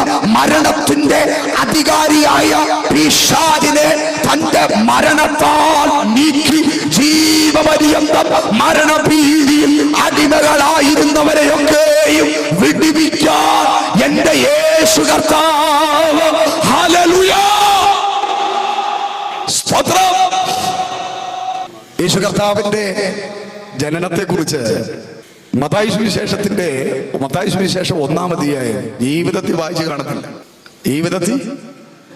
കാണത്തില്ല. ഇതുവരെ അത് വായിച്ച് സാക്ഷ്യം പറയുന്ന ആരെയും ഞാൻ കേട്ടിട്ടില്ല. ആരാണ്ട് ജനിപ്പിച്ചു, ഞങ്ങൾക്ക് എന്താ ജനിപ്പിച്ചല്ല. പക്ഷെ അതിനകത്തൊക്കെ ഭയങ്കര ദൂത് കിടപ്പുണ്ട്. 1-ാം അധ്യായത്തിൽ, മത്തായി സുവിശേഷം 1-ാമത്തെ അധ്യായത്തിൽ അതിന്റെ 16-17 വാക്യങ്ങൾ വായിക്കുമ്പോൾ അവിടെ കൊടുത്തിരിക്കുക, യാക്കോബ് മറിയയുടെ ഭർത്താവായ യോസഫിനെ ജനിപ്പിച്ചു. അവളിൽ നിന്ന് ക്രിസ്തു എന്ന പേരുള്ള യേശു ജനിച്ചു. നിങ്ങൾ ആ വാക്യം വായിച്ചപ്പോ എന്തെങ്കിലും വ്യത്യസ്തത തോന്നിയോ? ഞങ്ങൾക്ക് പ്രത്യേകിച്ച് തോന്നത്തില്ല. ഉദ്ദേശിക്കുമല്ലോ തോന്നിയാൽ പറഞ്ഞിട്ട് പോകും. പറയാം. എന്തോ ആർക്കാണ് തോന്നി? എന്തുവാ? ഇവിടെ ജനിപ്പിച്ചു. 39ഓളം പ്രാവശ്യം ജനിപ്പിച്ചു എന്നുണ്ട്. ഒറ്റ പ്രാവശ്യം മാത്രമേ ജനിച്ചെന്നുള്ളൂ. ഹല്ലേലൂയ. ഇന്ന് ഈ രാത്രിയിൽ കേൾക്കണം പ്രിയരെ. സ്തോത്രം. മലയാളികളായ നിങ്ങൾക്ക് ലളിതമായ ഭാഷയിൽ ഹീബ്രുവും വേണ്ട, ഗ്രീക്കും വേണ്ട, ഇംഗ്ലീഷും വേണ്ട, മംഗ്ലീഷും വേണ്ട, ഒന്നും വേണ്ട. നിങ്ങൾക്ക് വളരെ സിമ്പിളായി മനസ്സിലാക്കാന്നേ ഉള്ളൂ. പുസ്തകം തുറന്ന് വീട്ടിനകത്ത് ഇരിപ്പുണ്ടെങ്കിൽ അത് എവിടെങ്കിലും അലമാരിയുടെ പുറത്ത് പൊടി തട്ടി എടുത്തിട്ട് പള്ളിയിൽ പോകുമ്പോൾ മാത്രം നോക്കാതെ ഇന്ന് രാത്രി പറയുമ്പോ ആ വാക്യം നോക്ക്. അങ്ങനെ തന്നെയാണോ പുസ്തകത്തിനകത്ത് എഴുതിയേക്കുന്നതെന്ന്? പാസ്റ്റർ ഉദ്ദേശിയുടെ പുസ്തകം തന്നെയാണോ നിന്റെ വീട്ടിലിരിക്കുന്ന പുസ്തകം നോക്ക്. പേടിക്കുമ്പം എടുത്ത് തലയുടെ കീഴെ വെക്കാറുണ്ട്. അതല്ല, അങ്ങനെ വെച്ചാലൊന്നും പേടി മാറത്തില്ല കുഞ്ഞാട്. സ്തോത്രം. ഹല്ലേലൂയ. ചെറിയ ചിന്തിക്കുന്നത് പേടി വരുമ്പം തലങ്ങളുടെ കീഴേ വെച്ച പേടി മാറ്റുന്ന സാധനമാ ബൈബിളെന്ന്. രക്തത്താ ജയമെടുക്കുക. അങ്ങനൊന്നും ബൈബിൾ എടുത്ത് തലങ്ങളുടെ കീഴേ വെച്ചാലൊന്നും പേടി മാറത്തില്ല. ബൈബിളിന്റെ ശക്തി വെളിപ്പെടുന്നത് എവിടാന്നറിയോ? അവന്റെ ന്യായപ്രമാണ രാപ്പകൽ ധ്യാനിക്കുന്ന, ഹല്ലേലൂയ, അത് പ്രമാണിക്കുന്ന ദൈവജനത്തിന്റെ ഇടയിലാണ് ആ വചനത്തിന്റെ ശക്തി വെളിപ്പെട്ടു വരുന്നത്. എഴുതപ്പെട്ട വചനം അതാണ് ലോഗോസ്. പുറപ്പെടുന്ന വചനം അതാണ് Rima. Hallelujah. Praise the lord. Hallelujah. 39 പ്രാവശ്യങ്ങൾ എഴുതിയിട്ടുണ്ട്. എന്താ എഴുതിയിട്ടുണ്ട്? ജനിപ്പിച്ചു. പക്ഷെ ഒറ്റ പ്രാവശ്യം മാത്രമേ എന്തെഴുതിയിട്ടുള്ളൂ? ജനിച്ചു എഴുതിയിട്ടുള്ളൂ. അങ്ങനെയാണെങ്കിൽ ഒരു കാര്യം വ്യക്തമാണ്. അവൻ അവിടെ പറഞ്ഞിരിക്കുന്ന സകല അബ്രഹാം മുതൽ അവിടെ പറഞ്ഞിരിക്കുന്ന സകല ജനറേഷനെയും സ്തോത്രം ഹല്ലേലൂയ ജനിപ്പിച്ചതാണ്. ഹല്ലേലൂയ. ഈ ഭൂമിയിലുള്ള സകല വംശങ്ങളും ജനിപ്പിക്കപ്പെട്ടതാണ്. പക്ഷെ ജനിച്ച ആരും ജനിപ്പിക്കാതെ, ഹല്ലേലൂയ, ജനിച്ച ഒരാൾ മാത്രമേ ഉണ്ടായിട്ടുള്ളൂ. അതുകൊണ്ട് രാത്രി ഞാൻ പ്രസംഗിക്കുന്ന എന്റെ കർത്താവായ യേശു ക്രിസ്തുവാണ്. അതുകൊണ്ടാണ് ഞങ്ങൾ യേശുവിന്റെ ദൈവത്വത്തിൽ വിശ്വസിക്കുന്നത്. ലോകത്തിൽ 4 വിധത്തിലെ ജനനങ്ങളുണ്ട് കേട്ടോ. ഇതിലേത് ജനനമാ നിങ്ങൾക്കുണ്ടായെന്ന് നിങ്ങളത് പറയണേ. 4 വിധത്തെ ജനനങ്ങളുണ്ട്. ഒന്നാമത്തെ ജനനം ദൈവത്തിൽ നിന്ന് നേരിട്ട് ജനിച്ച ആദാം.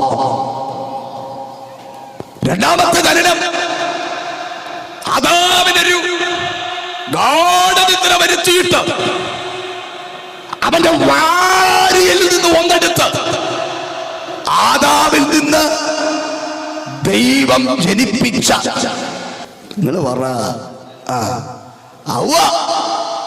സ്തോത്രം. മൂന്നാമത്തേത് സ്ത്രീ പുരുഷ ബന്ധത്തിലൂടെ ജനിക്കപ്പെട്ട നമ്മൾ. നാലാമത്തെ ജനനമാണ് സ്ത്രീ പുരുഷ ബന്ധമില്ലാതെ സ്ത്രീയിൽ നിന്ന് ജനിക്കപ്പെട്ട ഒരു ജനനം. അങ്ങനെ ഒരു ജനനം ഈ ഉലക ചരിത്രത്തിൽ ഉണ്ടായിട്ടുണ്ടെങ്കിൽ കൊണ്ടുവാ ചരിത്ര പുസ്തകം, കൊണ്ടുവാ ഇതിഹാസങ്ങൾ, കൊണ്ടുവാ മതഗ്രന്ഥങ്ങൾ. അതിനകത്ത് ഈ പറയപ്പെട്ടതുപോലെ ആമേൻ ഒരു പുരുഷന്റെ ബന്ധമില്ലാതെ ഈ ഉലക ചരിത്രത്തിൽ ഉരുവായ ഒരവതാര പുരുഷനുണ്ടെങ്കിൽ അതൊന്ന് രാത്രിയിൽ ഞങ്ങൾ ഉയർത്തുന്ന, ഞങ്ങൾ പ്രസംഗിക്കുന്ന യേശു കർത്താവ് മാത്രം മാത്രം മാത്രം. ഹല്ലേലൂയ. ഇതൊക്കെ പറയുമ്പോൾ ഉണ്ടല്ലോ, ഇന്ന് രാത്രി തകർത്ത മുഴക്കത്തോടെ ദൈവത്തെ ഈ രാത്രി സ്തുതിച്ച പോലും മതി വരത്തില്ല പ്രിയരെ. Hallelujah, hallelujah, praise the Lord. കർത്താവായ യേശു ക്രിസ്തു ജഡത്തിന്റെ ഇഷ്ടത്താലും പുരുഷന്റെ ഇഷ്ടത്താലും നാളും നിങ്ങളും ജനിക്കപ്പെടുന്നത് പോലെ മറിയുടെ ഉദരത്തിനകത്ത് ഉരുവായതല്ല. ദൈവത്തിന്റെ ഗബ്രിയേൽ മാലാഖ വന്ന് വിവാഹ നിശ്ചയം മാത്രം ചെയ്യപ്പെട്ട മറിയെ നോക്കി പറഞ്ഞു, കൃപ ലഭിച്ചവളെ നിനക്ക് വന്ദനം, ദൈവത്തിന്റെ കൃപ നിനക്ക് ലഭിച്ചിരിക്കുന്നു. അവയെ നീ ഗർഭം ധരിച്ചൊരു മകനെ പ്രസവിക്കും, അവന് യേശു പേരിടണം. അറിയാമ അവൻ നിങ്ങളിൽ പലരിക്കുന്നവരെ വാ വിളിച്ചിരിക്കുകയാണ്. നല്ല പേച്ചുണ്ട് കേട്ടോ, പക്കി ഹോത്രം പറഞ്ഞാട്ടെ, വാ വിളിച്ചൊക്കെ ഇരിക്കുന്നോളാം. വിവാഹ സ്വപ്നം മാത്രം കണ്ടോണ്ടിരിക്കുന്ന എന്നോട് ദൂതം പറയുക, നീ ഗർഭം ധരിച്ചൊരു മകനെ ഇവിടുന്ന് തന്നെ അടിച്ച കൊട്ടാരക്കര ചെന്നാലും അടി നിർത്തത്തില്ല. പറഞ്ഞു മനസ്സിലായില്ലല്ലോ? കല്യാണം കഴിക്കാത്തൊരു പെങ്കൊച്ചിന്റെ തലേ കൈ വെച്ച് ഞാൻ ദൂത് പറയുക, നീ ഗർഭം ധരിച്ചൊരു മകനെ പ്രസവിക്കുന്നു പറഞ്ഞ എന്തുവായിരിക്കും സ്ഥിതി? അയ്യോ, ഹല്ലേലൂയ, സ്തോത്രം. മനസ്സിലാക്കുന്നുണ്ടോ? ഗബ്രിയേൽ മാലാഖ ദൂത് പറഞ്ഞപ്പോ ഈ ദൂത് കേട്ടിട്ട് നമ്മളൊക്കെ ചോദിക്കുന്ന പോലെ തന്നെ മറിയൊരു ചോദ്യം ചോദിച്ചു. ആഗസ്റ്റ് മാസം 3-ാം തീയതി കല്യാണം, ഒളിച്ചും പാത്തും പോയിട്ടുമില്ല, കണ്ടിട്ടുമില്ല, ഓത്രം പറഞ്ഞു. മനസ്സിലായില്ലല്ലേ? ഓ, ഇവിടുത്തെ ആർക്കൊന്നും മനസ്സിലാവുന്നില്ല. ഹല്ലേലൂയ, സ്തോത്രം. അതുകൊണ്ട് ദൂതൻ എന്തോ പറയുന്നത്, ഇതെങ്ങനെ സംഭവിക്കുമെന്ന് ഒരു ദൂതന്ന് രാത്രി ഞാൻ പറയാം. ദൂതൻ ദൂത് പറയുക, കുഞ്ഞേ, പരിശുദ്ധാത്മാവ് നിന്റെ മേൽ വരും, അത്യുന്നതന്റെ ശക്തി നിന്റെ മേൽ നിഴലിടും. ഇന്ന് രാത്രിയിൽ ആരാധിക്കാൻ ആഗ്രഹമുള്ളവർക്ക് ആരാധിക്കാൻ ഒരു ദൂത് ഞാൻ നമ്മളോട് പറയാം. എന്റെ ജീവിതത്തിൽ ഇതങ്ങനെ നടക്കുമെന്ന് ചോദിക്കുന്ന ചില വിഷയങ്ങളെ നോക്കിക്കൊണ്ട് ഇന്ന് രാത്രി ദൈവാത്മ പറഞ്ഞിരിക്കുകയാ, അവന്റെ വഴികളെല്ലാം അടഞ്ഞിരിക്കുന്നു, അവന്റെ പാതകളെല്ലാം ബ്ലോക്കായിരിക്കുന്നു, നിനക്കിനി മുൻപോട്ട് പോകാൻ ഒന്നും പറ്റുന്നില്ല. ഇതങ്ങനെ നടക്കുമെന്ന് ചോദിക്കുന്ന അവക്ഷിതരെ വിരച്ചൂണ്ടിക്കൊണ്ട് ഇന്ന് രാത്രി പ്രവചനാത്മാവിൽ ഞാനൊരു ദൂത് വിളിച്ചു പറയുക, ഇത് ദൈവത്തിന്റെ ആത്മാവിനാൽ നടക്കുക. പരിശുദ്ധ ആത്മാവ് നിന്റെ മേൽ വരും, അത്യുന്നതന്റെ ശക്തി നിന്റെ മേൽ നിഴലിടുക. ഇതുവരെ സംഭവിച്ചിട്ടില്ലാത്തത് നിനക്ക് വേണ്ടി മാത്രം ദൈവം ചിലവ് ഈ രാത്രി 4-ാമത്തെ രാത്രിയിൽ ചെയ്യാൻ പോകുക. അഭിഷേകനെ, നിനക്ക് വേണ്ടി ഒരു സംഘടനയല്ല ചെയ്യുന്നത്, നിനക്ക് വേണ്ടി ഒരു സമുദായമല്ല ചെയ്യുന്നത്.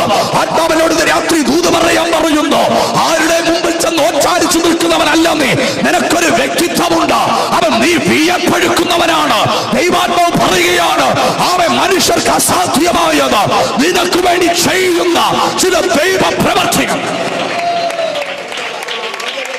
ദൈവസഭയ്ക്ക് വേണ്ടി, സഭയെ കുറിച്ചൊന്നും എനിക്കറിയില്ല, പ്രവർത്തനത്തിനു വേണ്ടി കർത്താവിനോട് പറയുന്നു, അവ ഉന്നതമായ ഇടത്ത്, ഉന്നതമായ സ്ഥലത്ത് മനുഷ്യർക്ക് അസാധ്യമാ, പക്ഷെ ദൈവത്തിന് സാധ്യമാകുന്നത് പോലെ ചിലതൊക്കെ പണിതുയർത്തുന്ന ഒരു കാഴ്ചയും രാത്രിയിൽ ദൈവാത്മാവിനെ കാണിക്കുന്നുണ്ട്. അത് വിശ്വസിക്കുന്നവരുണ്ടെങ്കിൽ ഈ രാത്രിയിൽ അധരങ്ങളെ തുറന്നോ, കരങ്ങളെ അടിച്ചോ, അന്യഭാഷകളെ അത് ചില വിടുതലുകൾ ഈ ഗ്രൗണ്ടിൽ നടന്നുകൊണ്ടിരിക്കുന്നു. ഞാൻ കാണുകയാണ് ദൈവാത്മാവ് ചുളവിൽ ശക്തമായി ഇറങ്ങി വരുന്നത്. ഞാൻ കാണുകയാണ് പരിശുദ്ധ ആത്മാവ് ഗ്രൗണ്ടിന്മേൽ ഈ രാത്രി ഇറങ്ങി വരുന്നത്. ഞാൻ കാണുകയാണ് ചില സഹോദരിമാരുടെ മേൽ ആത്മശക്തി ഇറങ്ങുന്നത്. ഞാൻ കാണുകയാണ് ചില സഹോദരന്മാരുടെ മേൽ ഈ സ്റ്റേജിൽ ദൈവത്തിന്റെ പരിശുദ്ധാത്മാവിന്റെ ശക്തമായ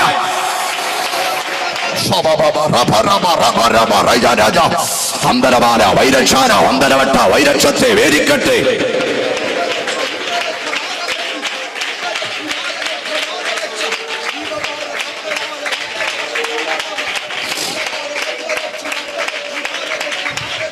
നിന്റെ അമ്മാച്ചൻ അമേരിക്കയിലില്ലയോ, നീ പേടിക്കണ്ട. നിന്റെ ചച്ചിപ്പൻ യുകെയിലില്ലയോ, നീ പേടിക്കണ്ട. ഇന്ന് രാത്രിയിൽ തമ്പുരാൻ പറയുന്നു, ആരും എവിടെയും നിനക്കില്ലെങ്കിലും ഇന്ന് രാത്രിയിൽ നിനക്ക് വേണ്ടി സ്വർഗം അത് ചലിച്ച യേശുവിന്റെ നാമത്തിൽ ജയമെടുക്കുകയാണ്. ഹല്ലേലൂയ. ഒരു ഉടുതുണി പോലും എടുക്കാൻ പറ്റാതെ ഇറങ്ങിയോടിയ യാക്കോബിന് വേണ്ടി ആമേൻ ലൂസിൽ സ്വർഗം ഓപ്പണായി നിന്നതുപോലെ ഈ കൺവെൻഷന്റെ 4ാമത്തെ രാത്രിയിൽ ആമേൻ ഈ ഗ്രൗണ്ടിന് മീതെ സ്വർഗം തുറന്നു നിൽക്കുകയാ.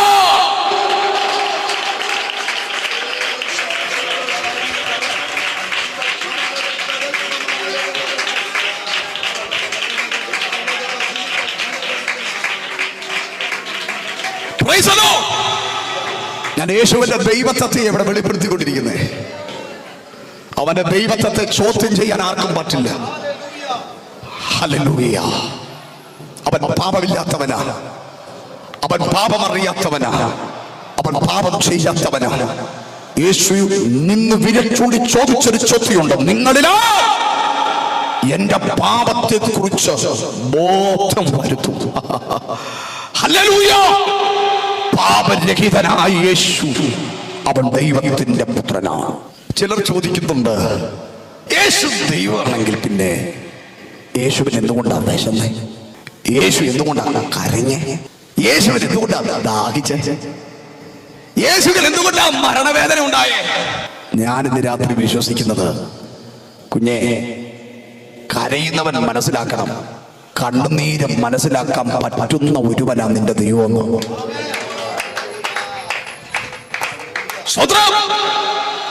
ആ വാക്യമൊക്കെ വായിച്ച് ഞാൻ ദൈവത്തെ സ്തുതിച്ചു. എന്റെ കർത്താവിന്റെ പ്രത്യേകത ഞാൻ പറയട്ടെ. യേശുവിന്റെ മനുഷ്യത്വത്തിലാണ് യേശു കരഞ്ഞ, ദൈവത്വത്തിലല്ല. യേശുവിന്റെ മനുഷ്യത്വത്തിലാണ് യേശു കരഞ്ഞ് രക്തത്താൽ ജയമെടുക്കുകയാണ്. ഹല്ലേലൂയ. സ്തോത്രം. ഞാൻ മനസ്സിലാക്കുന്ന ഒരു കാര്യമുണ്ട്. സ്തോത്രം. യേശു കണ്ണുനീർ വാർത്തു എന്ന് പറയുന്ന കുഞ്ഞുങ്ങളൊക്കെ അല്ലേ അല്ലേ പറയുന്നൊരു വാക്യമാണ്. യേശു കണ്ണുനീർ വാർത്തു. ചിലർ വാർത്തു എന്നൊക്കെയാ പറയുന്നത്. എന്തുവായിക്കോട്ടെ. സ്തോത്രം. അപ്പൊ യേശു ഈ കണ്ണുനീർ വാർത്തെന്ന് പറയുന്നത് ആരുടെ കണ്ണുനീര് കണ്ടിട്ടാ? ബഥാനിയ കുടുംബത്തിൽ കർത്താവിനെ ഭയങ്കരമായി സ്നേഹിച്ച 2 സഹോദരിമാരുടെ കണ്ണുനീര് കണ്ടിട്ടാ യേശു കണ്ണുനീർ വാർത്തെന്ന് പറയുന്നത്. എന്റെ കർത്താവിന് ഒരു പ്രത്യേകത ഞാൻ പറയട്ടെ. സ്തോത്രം. ഈ ബഥാനിയ കുടുംബത്തിലെ സഹോദരിമാര് കരഞ്ഞപ്പോൾ യേശു കരഞ്ഞു എന്ന് പറഞ്ഞാൽ അതിന് ആത്മീക അർത്ഥം ആ വേദനയോടുകൂടെ യേശു പങ്കുചേർന്നു. ഇവിടെ ഒരുപാട് ദൈവങ്ങളില്ലേ? സ്തോത്രം. നീ കരഞ്ഞാലും നീ ചിരിച്ചാലും അതിനൊന്നും ഒരു മാറ്റവും ഇല്ല. പലതിനെയൊക്കെ കണ്ട പേടിച്ചൂടും നമ്മൾ. ഇത്രയും പറഞ്ഞ് ഞാനിപ്പോ അങ്ങ് വിടുക. സ്തോത്രം. ഹല്ലേലൂയ. സ്തോത്രം. കർത്താവേ, നിൻ രൂപം എനിക്കെല്ലായ്പ്പോഴും സന്തോഷമേ. കർത്താവേ, നിൻ രൂപം എനിക്കെല്ലായ്പ്പോഴും സന്തോഷമേ. സ്വർഗത്തിലും ഭൂമി ഇതുപോലില്ലോ രൂപം കർത്താവേ, രൂപം എല്ലാപ്പോഴും സന്തോഷമേ കർത്താവേ നിൻ രൂപം എനിക്കെല്ലായ്പ്പോഴും സന്തോഷമേ സ്വർഗത്തിലും ഭൂമിയിലും ഇതുപോലോ രൂപം വേറെ സ്വർഗത്തിലും ഭൂമിയിലും ഇതുപോലോ രൂപം. കർത്താവേ നിൻ രൂപം, ആ യേശുവിനെ, അതുകൊണ്ട് ആ വചനത്തിൽ സങ്കീർത്തനത്തിൽ അവന്റെ മുഖത്തേക്ക് നോക്കിയവർ, എന്താ വാക്യം എങ്ങനെ, അവങ്കലേക്ക് നോക്കിയവർ രക്തത്താൽ. എന്താ ദൈവമക്കളെ, നമ്മുടെ മുഖത്തൊക്കെ ഒരു പ്രകാശം ട്യൂബ്ലൈറ്റിന്റെ ആണോ LED ആണോ? സ്തോത്രം. വട്ടപൂജ്യത്തിനകത്ത് കിടക്കുമ്പോഴും, ജപ്തി നോട്ടീസ് വീട്ടിൽ വന്ന് കിടക്കുമ്പോഴും, കുടുംബത്തിനകത്ത് നൂറുകണക്കിന് പ്രശ്നങ്ങൾ ഉണ്ടെങ്കിലും എന്താ ഞങ്ങളുടെയൊക്കെ മുഖത്തും നമ്മുടെയൊക്കെ മുഖത്ത് ഒരു പ്രകാശമുള്ളതെന്ന് ചോദിച്ചാൽ, ഹല്ലേലൂയ, പേടിപ്പിക്കുന്ന ഒരു ദൈവത്തിന്റെ മുഖം കാണുന്നവരല്ല ദൈവമക്കൾ. ഹല്ലേലൂയ, സ്തോത്രം. Price the Lord. ആ രൂപം എനിക്ക് എല്ലായ്പ്പോഴും എന്തോ തരുന്നത്, സന്തോഷം തരുന്നത്. സ്വർഗത്തിലും ഭൂമിയിലും ഇതുപോലെ വേറൊരു രൂപം ഇല്ല. സ്തോത്രം. ഹല്ലേലൂയ. അക്കാരം ഒന്ന് ഉയർത്തി സ്തോത്രം പറഞ്ഞാട്ടെ. ഹല്ലേലൂയ. കണ്ടോ യേശുവിന്റെ പ്രത്യേകത മനസ്സിലായോ? സ്തോത്രം. കരയുന്നവന്റെ കണ്ണുനീരിനോട് കൂടെ കരയുന്നവൻ എന്ന് പറഞ്ഞാൽ നിന്റെ വേദനയോട് കൂടെ പങ്കാളിയാകുന്നതാണ്, നിന്റെ പ്രശ്നത്തിന്റെ കൂടെ പങ്കാളിയാകുന്ന ഒരു കർത്താവിന്റെ രാത്രി ഇവിടെ കടന്നു വന്നിട്ടുണ്ട്. അത് വിശ്വസിക്കുന്നവരെ ഓർത്ത് ഞാൻ ദൈവത്തിന് സ്തോത്രം പറയുകയാണ്. അർത്ഥപ്രാണനായി കിടക്കുന്ന ഒരു മനുഷ്യനെ കണ്ടു. അർത്ഥപ്രാണനായി കിടക്കുന്ന ഒരു മനുഷ്യനെ കണ്ടു. നമുക്ക് ആ ലേവിനെയും പുരോഹിതനെയൊക്കെ കിട്ടിയാൽ രണ്ടിടി കൊടുക്കാൻ തോന്നും, ഇല്ലയോ?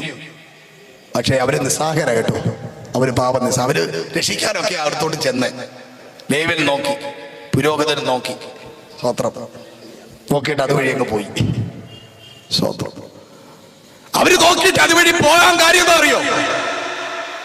അർത്ഥപ്രാണനായി ഇവിടെ കിടക്കുന്ന ഈ മനുഷ്യനെ രക്ഷപ്പെടുത്താനൊന്നും ഈ രണ്ടുപേരുടെയും പക്കൽ ഒരു സാധനവും ഇല്ല. നേരത്തെ വീട്ടിൽ നിന്ന് ഇറങ്ങുമ്പോഴേ ആരെങ്കിലും ഫോൺ ചെയ്ത് ഉപദേശിമാരോട് പറഞ്ഞായിരുന്നെങ്കിൽ എന്തെങ്കിലും സാമഗ്രികളുമായിട്ട് കൊണ്ടുവന്നേനെ.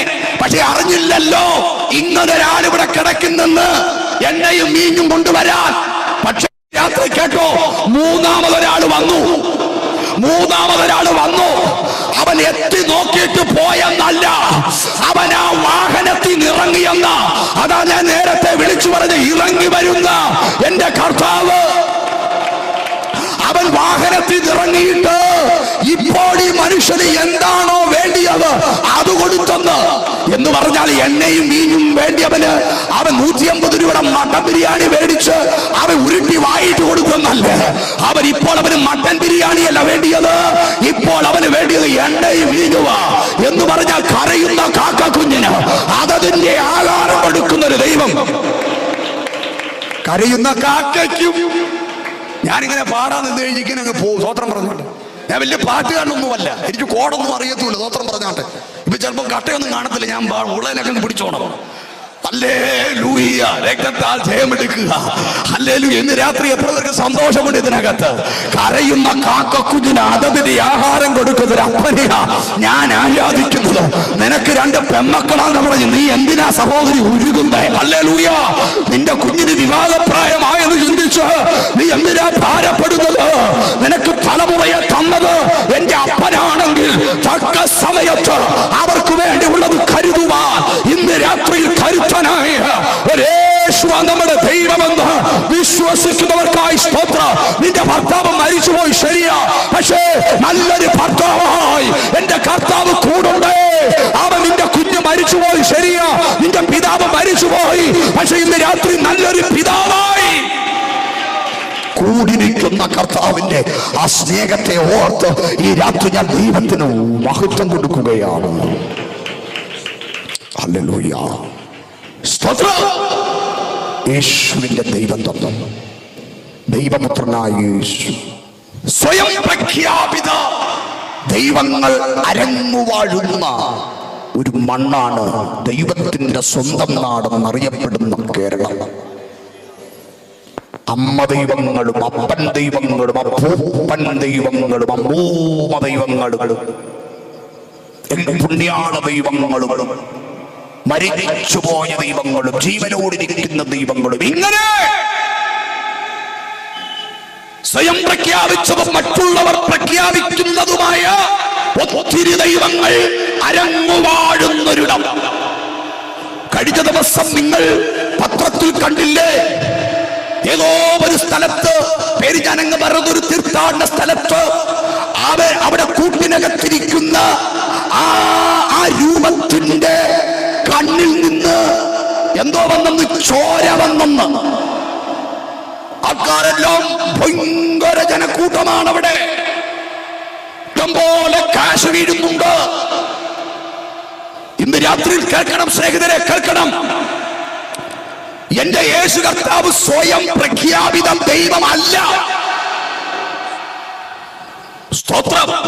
ഒരു പ്രത്യേക സുപ്രഭാതത്തിൽ യേശു പറഞ്ഞതല്ല, അയാൾക്ക് ഞാൻ ദൈവമാണെന്ന് പറഞ്ഞതല്ല. അവൻ ദൈവമാണ്, അവൻ ദൈവമായിരുന്നു. ഹല്ലേലൂയ. സ്തോത്രം. യേശു കർത്താവിനെ ഞങ്ങൾ ദൈവമായി ഉയർത്താനുള്ള പരമപ്രധാനമായ കാരണം യേശു ചെയ്ത അത്ഭുതങ്ങളോ അടയാളങ്ങളോ അല്ല. നേരത്തെ ഞാൻ പറഞ്ഞതുപോലെ കണ്ണീന്ന് ചോര വരികയോ കണ്ണീന്ന് കണ്ണുനീര് വരികയോ കയ്യിന്ന് അവ ചോര വരികയോ ഒക്കെ ചെയ്യുന്ന ഒത്തിരി ഇടങ്ങളും സ്ഥലങ്ങളും ഒത്തിരി പേര് അവിടൊക്കെ ഓടിക്കൂടുന്നത് നമ്മൾ കണ്ടിട്ടുണ്ട്. അത്ഭുതങ്ങൾ ചെയ്യുന്ന ഒത്തിരി സിദ്ധന്മാരുണ്ട്, മനുഷ്യ ദൈവങ്ങളുണ്ട്, കൊല്ലത്തുണ്ട്. സ്വത്രം പറഞ്ഞാട്ടെ. ഹല്ലേലൂയ. സ്വയം പ്രഖ്യാപിത ദൈവങ്ങൾ, അവിടൊക്കെ വലിയ അത്ഭുതങ്ങളുണ്ട് കേട്ടോ, അവിടൊക്കെ വലിയ അടയാളങ്ങൾ നടക്കുന്നുണ്ട്. ഇല്ലെന്ന് ഞാൻ ഒരിക്കലും പറയില്ല. എന്താ പറയാത്തെ? പുസ്തകം പറയുന്നു. എടുക്ക വാക്യം, മത്തായി സുവിശേഷം 24-ാം അധ്യായം 24-ാമത്തെ വാക്യം വളരെ വ്യക്തമായി രേഖപ്പെടുത്തിയിരിക്കുന്നു. മത്തായി 24 കള്ളക്രിസ്തുക്കളും കള്ളപ്രവാചകന്മാരും എഴുന്നേറ്റ് കഴിയുമെങ്കിൽ വൃതന്മാരെ തെറ്റിപ്പാനായി വലിയ അടയാളങ്ങളും അത്ഭുതങ്ങളും കാണിക്കും.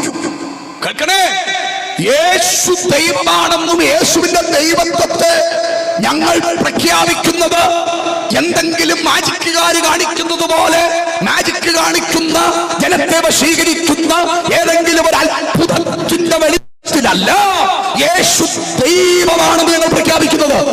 അങ്ങനെ പ്രഖ്യാപിക്കാൻ പറ്റില്ല. കാര്യം, അങ്ങനെ പ്രഖ്യാപിച്ചാൽ വചനം പറയുന്നു, കള്ള ക്രിസ്തുക്കളും കള്ള പ്രവാചകന്മാരും എന്തോ ചെയ്യും?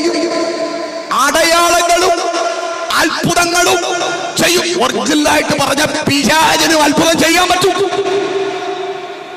പറ്റത്തില്ലേ? മന്ത്രവാദത്തിന് പേര് കേട്ട സ്ഥലമാണ് മിസ്രൈം.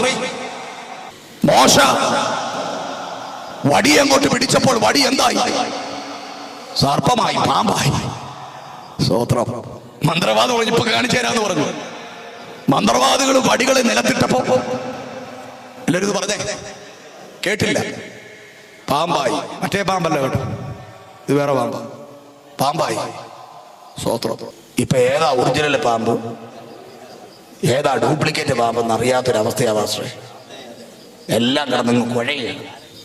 ഞാനൊരു സത്യം രാത്രി ഓടിച്ചു പറയും. കൊരിന്ത്യ സഭയ്ക്ക് പൗലോസ് ദൂതെഴുതിയപ്പോ 3 കാര്യങ്ങൾ നിങ്ങൾ പൊറുക്കുന്നത് ആശ്ചര്യം എന്ന് പൗലോസ് പറഞ്ഞു. എന്തൊക്കെയാന്ന് പറയോ? 2 Corinthians 11-ാം അധ്യായം എടുക്കണ്ട. വേറൊരു യേശു, വേറൊരു സുവിശേഷം, മറ്റൊരാത്മാവ്. വേറൊരു യേശു, വേറൊരു സുവിശേഷം, വേറൊരു, അതായത് ഒറിജിനൽ പാമ്പും ഡ്യൂപ്ലിക്കേറ്റ് പാമ്പും. അത്രയും പറഞ്ഞത് രാത്രിയിൽ സമയചുരുക്കത്തിൽ മുൻപോട്ട് പോയി എന്റെ വിഷയത്തെ ഒന്ന് മുമ്പിലൊന്ന് വരച്ചു കാട്ടിയിട്ട് പ്രാർത്ഥിക്കണം. ഞാൻ അവിടെ നിൽക്കുന്നില്ല. സ്തോത്രം. പക്ഷെ ഒരു ദൂത് പറയട്ടെ, ഇതിലിപ്പോ ഒറിജിനൽ പാമ്പ് ഏതാ ഡ്യൂപ്ലിക്കേറ്റ് പാമ്പ് ഏതാന്ന് അറിയാത്തൊരു അന്തരീക്ഷത്തിൽ ഇങ്ങനെ ഭാരപ്പെട്ട് നിൽക്കുമ്പോഴാണ് മോശയുടെ പാമ്പ് വായിന്ന് തുറന്നപ്പം മറ്റേ പാമ്പെല്ലാം ഷൂ. എന്ന് പറഞ്ഞാൽ ഇത്രയേ ഉള്ളൂ.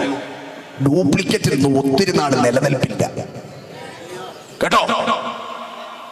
ഒരുപക്ഷെ നിങ്ങൾ കുറ്റപ്പെടുത്തുന്ന പെന്തക്കോസുകാരുണ്ട്, അവർ ഡ്യൂപ്ലിക്കേറ്റ് ആയിരിക്കും. പാസുമാരുണ്ട്, അവർ ഡ്യൂപ്ലിക്കേറ്റ് ആയിരിക്കും. എല്ലാവരും അങ്ങനല്ല, ഇതിനകത്ത് ഒറിജിനലും ഉണ്ട്. സ്വത്രം, നീ ഇതുവരെ ഒറിജിനലിനെ കണ്ടിട്ടില്ല, നീ ഡ്യൂപ്ലിക്കേറ്റിനെ കണ്ടിട്ടുള്ളൂ. അതുകൊണ്ടാണ് നീ കുറ്റം പറയുന്നേ. പക്ഷെ ഡ്യൂപ്ലിക്കേറ്റ് ഒന്നും ഒത്തിരി നാൾ നിലനിൽക്കത്തില്ല, ഒറിജിനലിൽ നിലനിൽക്കുന്നു. അതിനോട് സ്വത്രം പറയുക. നമ്മുടെ മാർക്കറ്റിൽ എത്ര ഡ്യൂപ്ലിക്കേറ്റ് സാധനം ഇറങ്ങുന്നു. പക്ഷെ എന്റെ കൊച്ചുപ്രായം മുതൽ ഞാൻ കണ്ടിട്ടുള്ള ബ്രാൻഡ് സാധനങ്ങളൊക്കെ ഇന്നും അതേ പേരിൽ പലതും നിപ്പുണ്ട്. ഡ്യൂപ്ലിക്കേറ്റ് ഒക്കെ പൊളിഞ്ഞു പോയി പ്രിയരെ. അത്ര ഞാൻ ഭാഗം പിടിക്കുക. യേശു ദൈവമായിരിക്കുന്നത് അത്ഭുതങ്ങളോ അടയാളങ്ങളോ ചെയ്തതുകൊണ്ടല്ല, യേശു രോഗികളെ സൗഖ്യമാക്കിയത് കൊണ്ടല്ല, മരിച്ചവരെ ഉയർപ്പിച്ചത് കൊണ്ടല്ല. അങ്ങനെയെങ്കിൽ വേദപുസ്തകത്തിൽ പഴയ നിയമത്തില് എത്ര പ്രവാചകന്മാർ ഇതൊക്കെ ചെയ്തിട്ടുണ്ട്? മോശ ചെയ്തിട്ടില്ലേ? ഏലിയാവ് ചെയ്തിട്ടില്ലേ? പുതിയ നിയമത്തിൽ പത്രോസും പൗലോസും ചെയ്തിട്ടില്ലേ അത്ഭുതങ്ങളും അടയാളങ്ങളും? അങ്ങനെയെങ്കിൽ അവരും ദൈവമായി മാറണ്ടേ? യേശുവിന്റെ ദൈവത്വത്തെ ഞങ്ങൾ വെളിപ്പെടുത്തുന്നത് അവൻ അത്ഭുതങ്ങൾ ചെയ്തതുകൊണ്ടല്ല, അവൻ അടയാളങ്ങൾ ചെയ്തതുകൊണ്ടല്ല. മത്തായി സുവിശേഷം 4-ാമത്തെ അധ്യായത്തിന്റെ 5-6 വാക്യങ്ങൾ വായിക്കുമ്പോൾ ഇങ്ങനെ പറയുന്നു: പിശാച് യേശുവിനെ വിശുദ്ധ നഗരത്തിൽ കൊണ്ടുപോയി ദേവാലയത്തിന്റെ അഗ്രത്തിൽ നിർത്തിയിട്ട് യേശുവിനോട് പറയുക, നീ ദൈവപുത്രനെങ്കിൽ നീ ഒന്ന് തെളിയിക്കടാ. നീ ദൈവപുത്രനെങ്കിൽ, നീ പറയുന്നില്ല ഞാൻ ദൈവപുത്രനാണെന്ന്, നീ ദൈവപുത്രനെങ്കിൽ എന്തോ ചെയ്യ, നീ താഴേക്കൊന്ന് ചാട് എന്ന് പറയാം. നീ ഒരു മിറക്കിൾ കാണിക്ക്. നീ ദൈവപുത്രനാണെങ്കിൽ നീ ഒന്ന് മിറക്കിൾ കാണിക്ക്, നീ ഒരു അത്ഭുതം കാണിക്ക്, നീ ഒന്ന് ചാട്. രക്തത്താൽ ജയമെടുക്കും. വചനം അറിയാവുന്ന യേശു കർത്താവ് ചാടിയില്ല. കാര്യം അവൻ വചനം പറയുന്നത് നീ ചാടിയാൽ നിന്നെ താങ്ങുമെന്നല്ല, വീണാൽ താങ്ങുമെന്ന. എടുത്തുകാട്ടക്കാരനൊന്നും ദൈവം താങ്ങത്തില്ല. ആവശ്യമില്ലാത്ത കാര്യത്തിൽ എടുത്തു ചാടിയിട്ട്, ആരും പറയാത്ത ബിസിനസ് എടുത്തു ചാടിയിട്ട് ആവശ്യമില്ലാത്ത ചിട്ടിക്കും ആവശ്യമില്ലാത്ത പലിശയ്ക്കും ആവശ്യമില്ലാത്ത ഫൈനാൻസിനും ആവശ്യമില്ലാത്ത മൈക്രോ എന്തോ അങ്ങനെ സംഭവം ഉണ്ടല്ലോ. ഉള്ള പെണ്ണുങ്ങളെ എല്ലാം കുരുക്കിയിരിക്കുക. എന്റെ ചർച്ചിന് കുറെ എണ്ണം കുരുങ്ങി ഇപ്പൊ കിടന്ന് ചാക്കപ്പഴം കുഴയുന്നല്ല കുഴയുക. ഞാൻ പറഞ്ഞു കുഴയമ്മണി അവിടെ കിടന്നു, നീ കോഴ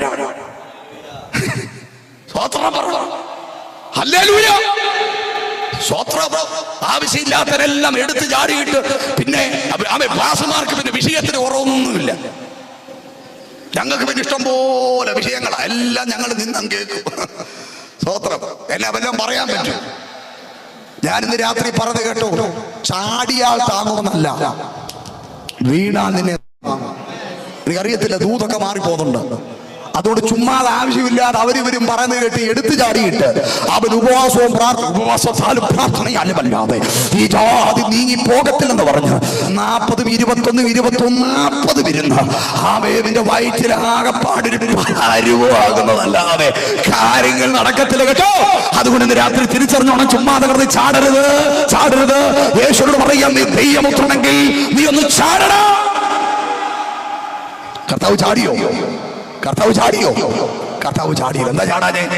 യേശു ദൈവപുത്രനാന്ന് വെളിപ്പെടുത്തിയത് അത്ഭുതങ്ങൾ കാണിച്ചല്ല. ഇനി അടുത്ത വാക്യം വായിക്കുമ്പോ ഞാൻ പറയുന്ന ദൂത് എന്താണെന്ന് ചിലകർക്കെങ്കിലും ഒന്ന് തിരിയാൻ സാധ്യതയുണ്ട് കേട്ടോ. അത് മർക്കോസിന്റെ സുവിശേഷമാണ്, 15-ാമത്തെ അധ്യായത്തിന്റെ 39-ാമത്തെ വാക്യമാണ് കേട്ടോ. മർക്കോസ് 15-ന്റെ 39-ാമത്തെ സ്തോത്രം വാക്യം വായിക്കുമ്പോൾ അതിനകത്ത് കിടപ്പുണ്ട്. സ്തോത്രം എന്താ? 39-ാമത്തെ വാക്യം എന്താ? ശതാധിപൻ അവൻ ഇങ്ങനെ പ്രാണനെ വിട്ടത് കണ്ടിട്ട്. ആരാ ശതാധിപൻ എന്നറിയാമോ? യേശുവിന്റെ ക്രൂശുമരണത്തിന്റെ ചുമതല മൊത്തവും വഹിച്ചവനാ ശതാധിപൻ. ക്രൂശുമരണം അഭിഷേകം കേട്ടോ. ആ വാക്യം നിങ്ങൾ ശ്രദ്ധിക്കണം. അവൻ ഇങ്ങനെ പ്രാണനെ വിട്ടത് കണ്ടിട്ട് ശതാധിപൻ ഈ മനുഷ്യൻ ദൈവപുത്രൻ ആയിരുന്നു. സത്യം ഇത് കേൾക്കണേ. ആ കണ്ണെല്ലാം തുറന്നേ. 29-ാമത്തെ വാക്യം മുതൽ വായിച്ചാലേ ഇത് മനസ്സിലാവൂ. കടന്നു പോകുന്നവർ തല കുലുക്കിക്കൊണ്ട് മന്ദിരം പൊളിച്ചു 3 നാൾ കൊണ്ട് പണിയുന്നവരെ നിന്നെ തന്നെ രക്ഷിച്ചിട്ട് ക്രൂശിൽ ഇറങ്ങുവാ എന്ന് പറഞ്ഞ് ദൂഷിച്ചു. അങ്ങനെ തന്നെ മഹാപുരോഹിതന്മാരും മൂപ്പന്മാരും ഇവനെ പരിഹസിച്ചു. ഇവൻ മറ്റുള്ളവരെ രക്ഷിച്ചു, തന്നെത്താൻ രക്ഷിപ്പാൻ വഹിയാത്തവനാണ് അവൻ. നാം കണ്ടു വിശ്വസിക്കേണ്ടതിന് ക്രിസ്തു എന്ന ഇസ്രായേൽ രാജാവ് ഇപ്പോൾ ക്രൂശിൽ നിന്ന് ഇറങ്ങി വരട്ടെ എന്ന് പറഞ്ഞപ്പോ എന്നാ പിന്നെ കാണിച്ചിട്ടുള്ള കാര്യം എന്ന് പറഞ്ഞ ആണിയെല്ലാം കൂടെ വരിച്ചു. യേശു അങ്ങ് ഇറങ്ങി ചെന്നില്ല. ഞാനും കാണാൻ എപ്പോഴേ ചെന്നേനെ. യേശു ആണിയെല്ലാം കൂടെ വലിച്ചൂരി എന്ത് ചെയ്തില്ല? ഇറങ്ങി ചെന്നില്ല. കേൾക്കണം പ്രിയരെ, നീ ഇറങ്ങി വാ, നീ ക്രൂശിൽ ഇറങ്ങി വാ, തന്റെ ഇറങ്ങി വാ, ധൈര്യമുണ്ട് ഇറങ്ങി വാ, നീ ദൈവപുത്രനാണെന്ന് ഞാൻ വിശ്വസിക്കാം എന്ന് അവിടെ നിന്ന് സകല ജനവും വിളിച്ചു പറഞ്ഞപ്പം അവൻ യേശു ഇറങ്ങി വന്നില്ല. കാര്യം അത്ഭുതങ്ങൾ കാണിച്ചല്ല യേശു തന്റെ ദൈവത്വത്തെ വെളിപ്പെടുത്തിയത്. പക്ഷെ ക്രൂശുമരണത്തിന്റെ മൊത്തവും ചുമന്നലയുള്ള മനുഷ്യൻ അവിടെ നിന്ന് പറയുക എന്താ പറഞ്ഞത്? അവൻ ഇങ്ങനെ പ്രാണനെ വിട്ടത് കണ്ടിട്ട്, ഇങ്ങനെ ആ വാക്യം നിങ്ങൾ ശ്രദ്ധിക്കുന്നുണ്ട് പ്രിയരെ, ഇങ്ങനെ പ്രാണനെ വിട്ടത് കണ്ടിട്ട് ഈ മനുഷ്യൻ ദൈവപുത്രനായി ഹല്ലേലൂയ സത്യമെന്ന് പറഞ്ഞു. എങ്ങനെ പ്രാണനെ വിട്ടിട്ട് 37-ാമത്തെ വാക്യം, യേശു ഉറക്കെ നിലവിളിച്ച് പ്രാണനെ വിട്ടു. ഇന്ന് രാത്രി കേൾക്കണം, യേശുവിന്റെ പ്രാണനെ ആരും എടുത്തതല്ല, യേശു പ്രാണനെ പിതാവിന്റെ കരങ്ങളിൽ ഏൽപ്പിച്ചതാണ്. ഇങ്ങനെ പ്രാണനെ വിട്ടത് കണ്ടിട്ട് എന്ന് പറഞ്ഞാൽ യേശു കർത്താവിന്റെ അവൻ മരണം എന്ന് പറയുന്നത്, യേശു കർത്താവിന്റെ മരണം അവൻ ഒരു കുലപാതക മരണമല്ല, ഒരു ആത്മഹത്യ മരണമല്ല, ഒരു അപകട മരണമല്ല, വാർദ്ധക്യ സഹജമായി സംഭവിച്ചൊരു മരണമല്ല. യേശു കർത്താവിന്റെ മരണത്തിന്റെ പേരാണ് വൈകേറിയസ് ഡെത്ത് എന്ന് പറഞ്ഞാൽ അവൻ നിനക്ക് പകരമായി അവൻ ക്രൂശിൽ മരിച്ചു. ഹല്ലേലൂയ. അതിനാണ് ഹല്ലേലൂയ വൈകേറിയസ് ഡെത്ത് എന്ന് പറയുന്നത്. നമുക്ക് വേണ്ടി നമുക്ക് പകരം അവൻ മരിച്ചു. അതുകൊണ്ട് യെശയ്യാപ്രവചനത്തിൽ വായിക്കുന്നത്, നമ്മുടെ അതിക്രമങ്ങൾ നിമിത്തം മുറിവേറ്റ്, നമ്മുടെ അകത്യങ്ങൾ നിമിത്തം തകർന്നു വിരിക്കുന്നു, നമ്മുടെ സമാധാനത്തിനായുള്ള ശിക്ഷ അവന്റെ മേലായി, അടിപ്പിണരുകളാൽ സൗഖ്യം വന്നിരിക്കുന്നു. രാത്രികൾ കേൾക്കണേ, യേശു ദൈവപുത്രനാണെന്ന് വെളിപ്പെടുത്തിയത് അവന്റെ ക്രൂശു മരണത്തിലൂടെയാണ്. എത്ര പേർക്ക് രാത്രി സ്തോത്രം പറയാൻ പറ്റും? യേശു ദൈവപുത്രനാണെന്ന് വെളിപ്പെടുത്തിയത് രോഗികളെ സൗഖ്യമാക്കിയത് കൊണ്ടല്ല, മരിച്ചവരെ ഉയർപ്പിച്ചത് കൊണ്ടല്ല, അപ്പമില്ലാത്തവർക്ക് അപ്പം കൊടുത്തത് കൊണ്ടല്ല. ഹല്ലേലൂയ. യേശു ദൈവപുത്രനാണെന്ന് വെളിപ്പെടുത്തിയത് അവൻ നിനക്ക് വേണ്ടി, നിനക്ക് പകരമായി യേശു കർത്താവ് യാഗമായി തീർന്നത് കൊണ്ടാണ്, ക്രൂശിൽ മരിച്ചത് കൊണ്ടാണ് അവൻ യേശു ദൈവപുത്രനാണെന്ന് ഇന്ന് രാത്രി ഞങ്ങൾ ഉറക്കെ ഉറക്കെ വിശ്വസിക്കുന്നത്. എന്ന് പറഞ്ഞാൽ യേശുവിന്റെ ദൈവത്വം വെളിപ്പെടുത്തുന്നത് ബേത്ലഹേം മുതൽ ഗത്സമന വരെയുള്ള ആ യാത്രയല്ല യേശുവിന്റെ ദൈവത്വത്തെ വെളിപ്പെടുത്തിയത്. പറഞ്ഞാൽ മനസ്സിലായോ? ബേത്ലഹേം മുതൽ ഗത്സമന വരെയുള്ള യേശുവിനെ നിങ്ങൾ ശ്രദ്ധിച്ചാട്ടെ. അത്ഭുതങ്ങൾ ചെയ്യുന്ന, അടയാളങ്ങൾ ചെയ്യുന്ന, വീര്യപ്രവർത്തികൾ ചെയ്യുന്ന, മരിച്ചവരെ ഉയർപ്പിക്കുന്ന, ഹോശാന പാടുന്ന, ഹോശാന അവ യേശുവിനെ കാണുമ്പോൾ ജനം മുഴുവനും നിന്ന് പാടുന്ന, എല്ലാവരും കാണാൻ ആഗ്രഹിക്കുന്ന, തൊടാൻ ആഗ്രഹിക്കുന്ന, വീട്ടിൽ കൊണ്ടുപോകാൻ ആഗ്രഹിക്കുന്ന യേശു ബേത്ലഹേം മുതൽ ഗത്സമന വരെ ഞാൻ കണ്ട യേശു. ഹല്ലേലൂയ. പക്ഷെ ഗത്സമന മുതൽ ഗോൽഗോഥ വരെ ഞാൻ കണ്ട യേശു കണ്ടാൽ ആളല്ല എന്ന നിലയിൽ വിരൂപനായി കിടക്കുന്ന യേശു. ഹല്ലേലൂയ. 10,000ങ്ങളിൽ സുന്ദരനായവൻ, സുന്ദര ശ്രേഷ്ഠനായവൻ, ശാരോനിലെ പരിനീർ പൂവായവൻ. ഹല്ലേലൂയ.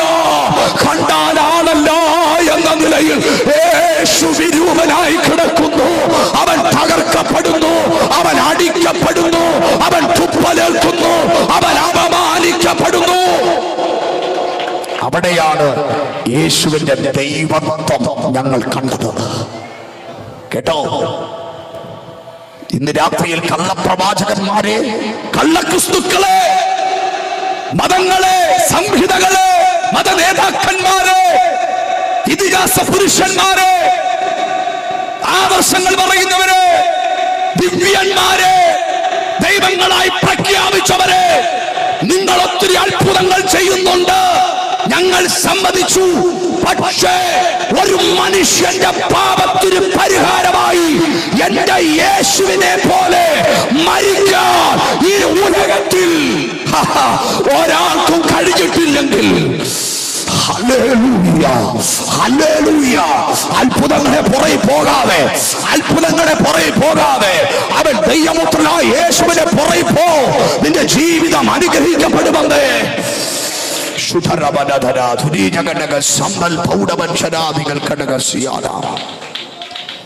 മനസ്സിലാകുന്ന ദൈവമക്കളെ ഓർത്ത് ഇന്ന് രാത്രി ഞാൻ ദൈവത്തിന് സ്തോത്രം പറയുകയാണ്. യേശു ദൈവപുത്രനാണെന്ന് ശതാധിപൻ പറഞ്ഞത് എന്തോ കണ്ടിട്ട്. ശതാധിപന് യേശു അപ്പം കൊടുത്തു, ശതാധിപന്റെ മോനെ ഉയർപ്പിച്ചു, കേട്ടില്ല. ശതാധിപന്റെ മോനെ കുഴിയെന്ന് കേട്ടിയോ? ഇങ്ങനെ പ്രാണനെ വിടുന്നത് കണ്ടിട്ട് ഹല്ലേലൂയ. എങ്ങനെ എലി എലി ലമ്മാ ശബത്താലി, എന്റെ ദൈവമേ, എന്റെ ദൈവമേ, നീ എന്നെ കൈവിട്ടതെന്ത്? ഇവർ ചെയ്യുന്നത് ഇന്നതെന്നറിയാകയാൽ ഇവരോട് ക്ഷമിക്കണേ എന്ന് പറഞ്ഞു എബ്രായ ലേഖനം പറയുന്നു. യേശു മരണം ആസ്വദിച്ചത്. വേറെ നിവൃത്തിയില്ലാതെ യേശു മരണത്തിന് ഏൽപ്പിച്ചെന്നല്ല, യേശു മരണം ആസ്വദിച്ചു. ഇന്ന് രാത്രിയിൽ എന്തിനാണെന്ന് മനസ്സിലായോ? നിന്റെ ജീവിതത്തിന്റെ അനുഗ്രഹത്തിന് വേണ്ടിയാ, നിന്റെ പാപത്തിന്റെ പരിഹാരത്തിന് വേണ്ടിയാ. കർമ്മമാർഗം കൊണ്ടോ മോക്ഷമാർഗങ്ങൾ കൊണ്ടോ ജപം കൊണ്ടോ തപം കൊണ്ടോ ഒന്നും മാറ്റം വരുത്തുവാൻ കഴിയാത്ത മനുഷ്യന്റെ അവൻ കറുത്തിരുണ്ട പാപത്തിന്റെ കെട്ടിൽ നിന്ന് നിന്നെ പുറത്തു കൊണ്ടുവരുവാൻ പഴയ നിയമത്തിലെ കാളക്കുറ്റന്മാരുടെ അവൻ രക്തങ്ങൾക്ക് മതിവരാതെ വന്നപ്പോൾ ഇതാ ലോകത്തിന്റെ പാപത്തെ ചുമക്കുന്ന ദൈവത്തിന്റെ കുഞ്ഞാടെന്ന് അവൻ യോഹന്നാൻ വിളിച്ചു പറഞ്ഞ ആ പെസഹ കുഞ്ഞാട് അറുക്കപ്പെട്ടിരിക്കുന്നെന്ന് അഭിഷക്തന്മാർ വിളിച്ചു പറഞ്ഞ ആ യേശു കർത്താവ് കാൽവറയിൽ നമുക്ക് വേണ്ടി തകർക്കപ്പെട്ടു. പെന്തക്കോസ്ത് നാളിലെ ആദ്യത്തെ പത്രോസിന്റെ പ്രസംഗം എന്താണെന്നറിയാം? ക്രൂശിക്കപ്പെട്ട യേശു ആയിരുന്നു. എന്തായിരുന്നു? ക്രൂശിക്കപ്പെട്ട യേശു. നിങ്ങളുടെ പാപങ്ങളുടെ മോചനത്തിന് വേണ്ടി, നിങ്ങൾക്ക് വേണ്ടി, നിങ്ങൾക്ക് സമാധാനം വരാൻ നിങ്ങൾ ക്രൂശിച്ച യേശു, നിങ്ങൾ ക്രൂശിച്ച, നിങ്ങൾക്ക് വേണ്ടി ക്രൂശിക്കപ്പെട്ട യേശു. ഇതായിരുന്നു പത്രോസിന്റെ പ്രസംഗം. കേൾക്കണേ, ഇത് കേട്ട ജനത്തിന്റെ ഉള്ളിൽ കുത്തുകൊണ്ടിട്ട് അവർ ചോദിക്കുക, ഞങ്ങൾ ഇനി എന്തോ ചെയ്യണം, ഞങ്ങൾ എന്തോ ചെയ്യണം?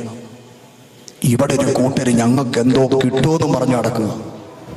അന്വേഷണം പോയാൽ ഞങ്ങൾക്ക് എന്നാ കിട്ടും, ഉപവാസപ്രാർത്ഥനയ്ക്ക് വന്നാൽ എന്തോ കിട്ടും, പെന്തക്കോസിൽ പോയാൽ എന്തോ കിട്ടും. ഇവിടെ ഒരു കൂട്ടര് ചോദിക്കുക, ഞങ്ങൾ എന്ത് ചെയ്യണം? പത്രോസ് പറഞ്ഞു, വേറെ ഒന്നും ചെയ്യണ്ട, വേറൊന്നും നിങ്ങളിപ്പോൾ ചെയ്തോണ്ടിരിക്കുന്നതെല്ലാം നിർത്ത്. നിങ്ങൾ ചെയ്യാൻ കുറച്ച് കാര്യങ്ങൾ ഞാൻ അങ്ങോട്ട് പറയാം. ഒന്ന് മാനസാന്തരപ്പെടണം. എന്തോ ചെയ്യണം? മാനസാന്തരപ്പെടണം. എന്തുവാ മാനസാന്തരം? സമയമില്ല, സമയം തീർന്നു, അവസാനിപ്പിക്കുക. എന്തോ മാനസാന്തരം? 10 ബീഡി വലിച്ചവൻ ഒരു ബീഡിയിൽ കുറയ്ക്കുന്നതല്ല മാനസാന്തരം. നേരത്തെ വാ തുറന്ന ചീത്ത മാത്രമേ പറയുമായിരുന്നു, ഇപ്പൊ ഞായറാഴ്ച മാത്രം പറയത്തില്ല. സ്വത്രം പറഞ്ഞാട്ടെ, ബാക്കി എല്ലാ ദിവസവും പറയും. അതല്ല മാനസാന്തരം. Price the Lord. മറ്റേത് വാ തുറന്നാ കള്ളേ പറയൂ. ഇപ്പം വല്ലപ്പോഴും ഒക്കെ ഒരു നിലനിൽപ്പിന് വേണ്ടി ഒരു കൊച്ചു കള്ള, അതല്ല മാനസാന്തരം. സ്തോത്രം. നീ മാനസാന്തരപ്പെട്ട് പിതാവിന്റെയും പുത്രന്റെയും പരിശുദ്ധാത്മാവിന്റെ നാമത്തിൽ മാമോദിസ ബൈബിൾ അറിയാൻ വയ്യെങ്കിൽ ആറ് കുഴപ്പ. ഞാൻ മിക്കവാറും സ്നാനമുണ്ട് ചർച്ചിൽ. സ്നാനപ്പെടുത്തിയപ്പം മാമോദിസ മുക്കുന്നു എന്ന് പറഞ്ഞു. അപ്പോൾ ഒരു പുള്ളി നോട്ടം ഇട്ടിട്ട് പിന്നെ ഒന്ന് പറഞ്ഞു അബദ്ധം പറ്റിയതാന്ന്. ഞാൻ പറഞ്ഞ അല്ല, പിന്നെ ഈ മാമോദിസ മുഖം അതിൽ അവറയല്ലയോ? ഞാൻ പറഞ്ഞ അറിയാം കുഞ്ഞേ. സ്നാനം എന്ന് പറഞ്ഞ മലയാളം, ബാപ്റ്റിസം എന്ന് പറഞ്ഞ ഇംഗ്ലീഷ്, മാമോദീസ് എന്ന് പറഞ്ഞ സുറിയാനി. ഇത്രയേ ഉള്ളൂ, അർത്ഥം ഒന്നാ. സ്നാനത്തിന്റെ സുറിയാനി വേടാ മാമോദിസ. അപ്പൊ മാമോദിസ എന്താണെന്നറിയാതെ മാമോദിസ തളിക്കുന്ന അണ്ണന്മാരും അച്ചാച്ചന്മാരും ചേട്ടന്മാരും എല്ലാം കേൾക്കണം. മാമോദിസ എന്ന് പറയുന്നത് സ്നാനമെന്ന ആ സ്നാനത്തിന് ഏക മാതൃക കർത്താവായ യേശു ക്രിസ്തുവാ. യേശു ക്രിസ്തു ഗലീലയിൽ നിന്ന് 70 മൈൽ ദൂരെ താണ്ടി യോർദാനിൽ ചെന്ന് യോഹന്നാൻ പറഞ്ഞില്ല മുട്ടുവേദനയാ, ഒരു പാത്രത്തിൽ കുറെ വെള്ളം എടുക്കാൻ, ഞാൻ ഇരുന്ന് തരാൻ, കളിപ്പിക്കാൻ പറഞ്ഞില്ല. യോർദാനിൽ അങ്ങോട്ട് ഇറങ്ങിച്ചെന്നു. ഇങ്ങനെ സകല നീതി നിവർത്തിയാകെ എന്നെ മുക്കാൻ പറഞ്ഞു. യോഹന്നാൻ പിടിച്ചു വെള്ളത്തിൽ മുക്കി. അങ്ങനെ മുക്കി പൊക്കുന്നതാണ് കുഞ്ഞാടെ സ്നാനം. നീ അങ്ങനെ മുക്കി പൊക്കിയിട്ടില്ല. ടർക്കിക്കകത്ത് കൊണ്ടുപോയപ്പം നിന്നെ തളിച്ചതാണെങ്കിൽ പിശാച് നിന്നെ എപ്പോഴേ എടുത്തോണ്ട് പോകും. റോമാലേഖനം 6-ാം അധ്യായത്തിൽ പറയുന്നു യേശുവിന്റെ മരണപുനരുത്ഥാനോട് സാദൃശ്യപ്പെടുന്നതാ സ്നാനം. സ്തോത്രം എന്ന് പറഞ്ഞാൽ നിന്നെ കുടിച്ചിടുന്നതാ സ്നാനം. കുടിച്ച് നല്ലോണം കുടിയെടുത്തിട്ട് കുടിക്കകത്തോട്ട് നിന്നെ ഇടുന്നതാ സ്നാനം. അല്ലാതെ മണ്ണ് മാന്തി വെക്കുന്നതല്ല, പട്ടി വരച്ചോണ്ട്. സ്തോത്രം. അതുകൊണ്ട് ഇന്ന് രാത്രിയിൽ കൂശുമരണത്തിന്റെ വെളിപ്പാട് കിട്ടി അവർ ചോദിച്ചു എന്നാ ചെയ്യണോ? പത്രോസ് കുറച്ച് മാനസാന്തരപ്പെടാം, സ്നാനപ്പെടാം, പരിശുദ്ധാത്മാവിനെ പ്രാപിക്കുക. 100 തൈലം തേച്ചാ പോരാ, പരിശുദ്ധാത്മാവിനെ പ്രാപിക്കുക. സത്യത്തിലും ആത്മാവിലും വേർപെട്ട് ദൈവത്തെ ആരാധിക്കുക, ഉപദേശം കൈക്കൊള്ളുക. ഇന്ന് രാത്രിയിൽ നിങ്ങളിൽ നിന്ന് കർത്താവ് പ്രതീക്ഷിക്കുന്ന അത്രയേ ഉള്ളൂ.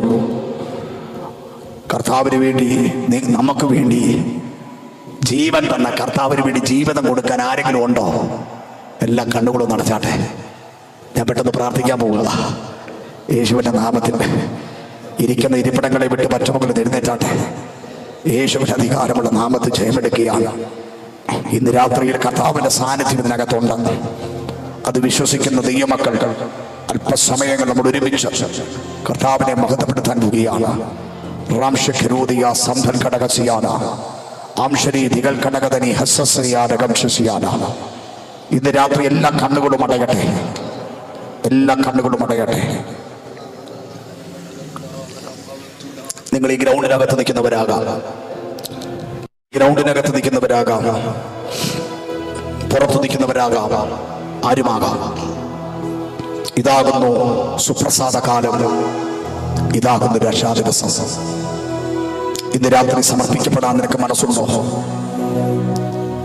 തലയിൽ മുൾക്കിരീടം ചൂടപ്പെട്ട് കണ്ണ് കെട്ടി തല്ലപ്പെട്ടവനായി, മുഖത്ത് കാർക്കിച്ച് തുപ്പലേൽക്കപ്പെട്ടവനായി, പുറം ഉഴവിച്ചാൽ പോലെ കീറപ്പെട്ടവനായി, ഭാരമേറിയ മരക്കുരിശം കപട മുതൽ ഗോൽഗോഥ വരെ 2 കിലോമീറ്ററുകൾ 14-ലധികം പ്രാവശ്യങ്ങൾ വീടുമെടുന്നേറ്റും 2 കള്ളന്മാരുടെ നടുവിൽ കണ്ടാൽ ആളല്ല ഇത് തോന്നുമാറ് ക്രൂശിക്കപ്പെട്ട യേശു നിനക്ക് വേണ്ടി ചുമന്നത് 70 കിലോ ഭാരമുള്ള ഒരു മരക്കുരിശല്ല കുഞ്ഞെ, നിന്റെ പാപഭാരമാണ്.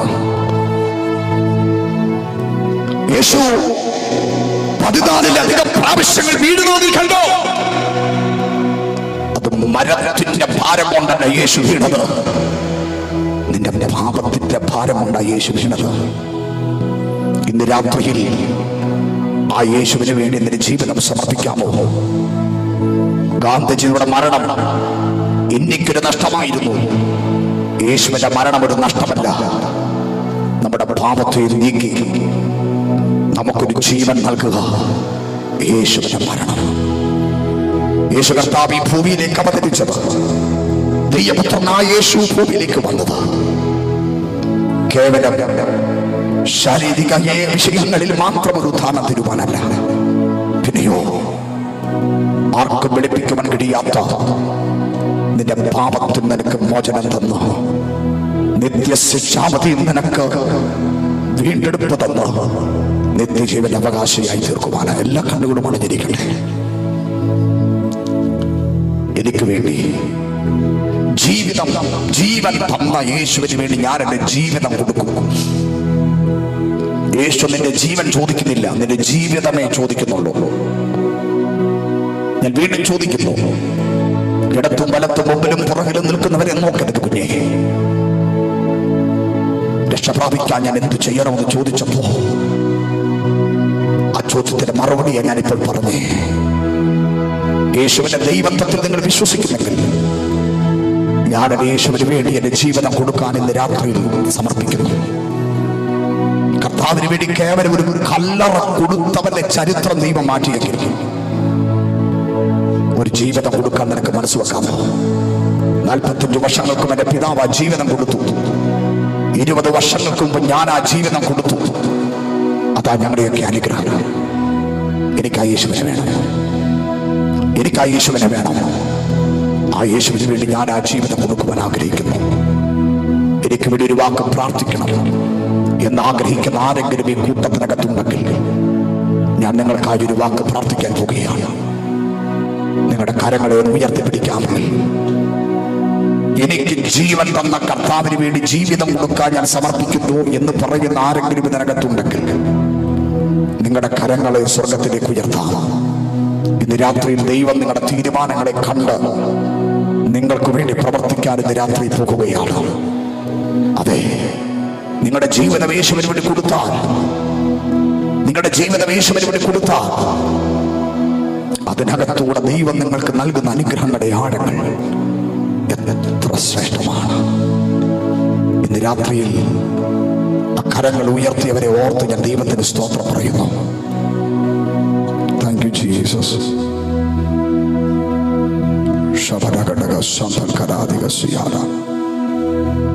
യേശു വേണം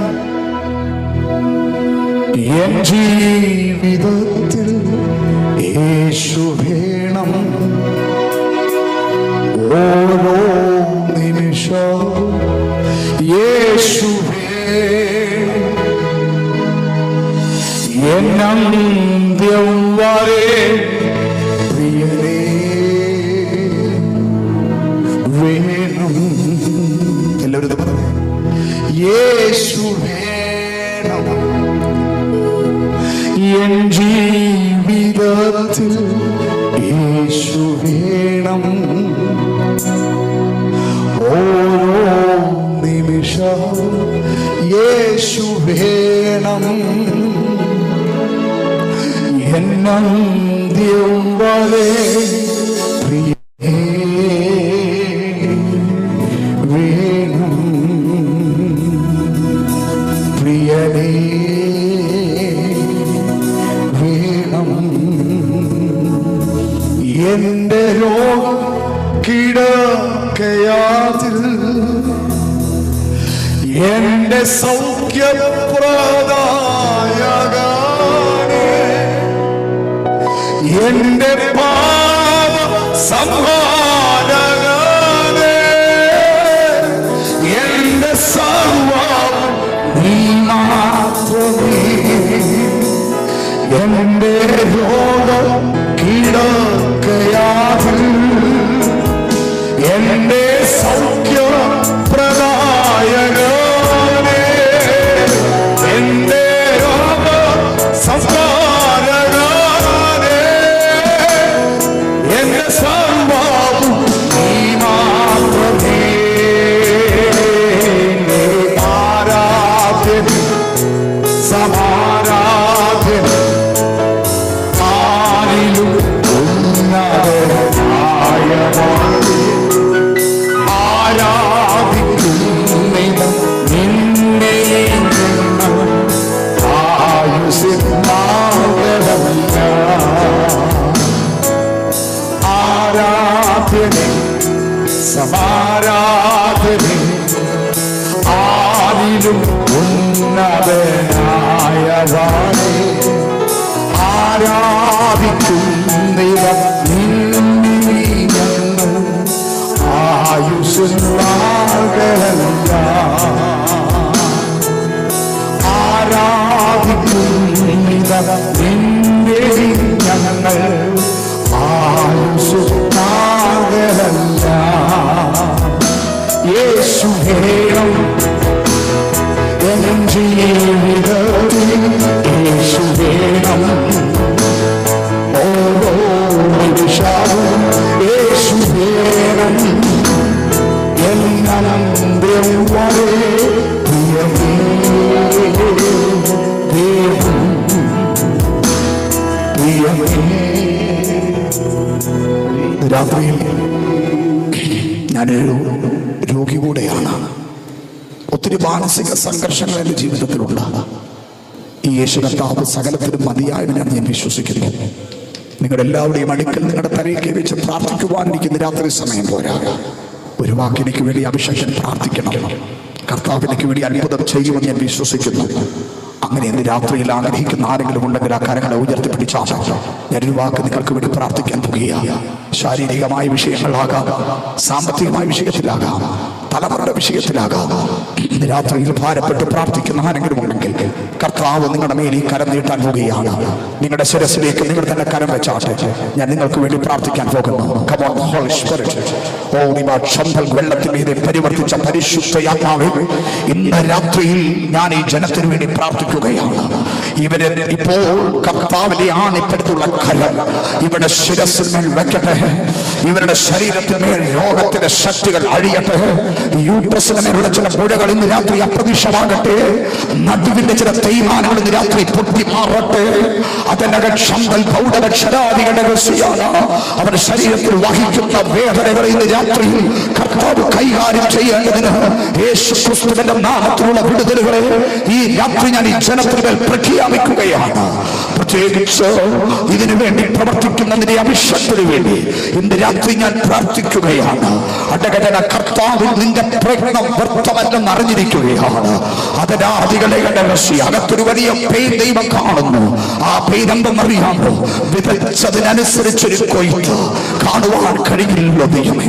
വിതച്ചതിനനുസരിച്ചൊരു കൊയ്ത്ത് എനിക്ക് കാണുവാൻ കഴിഞ്ഞിട്ടില്ലല്ലോ.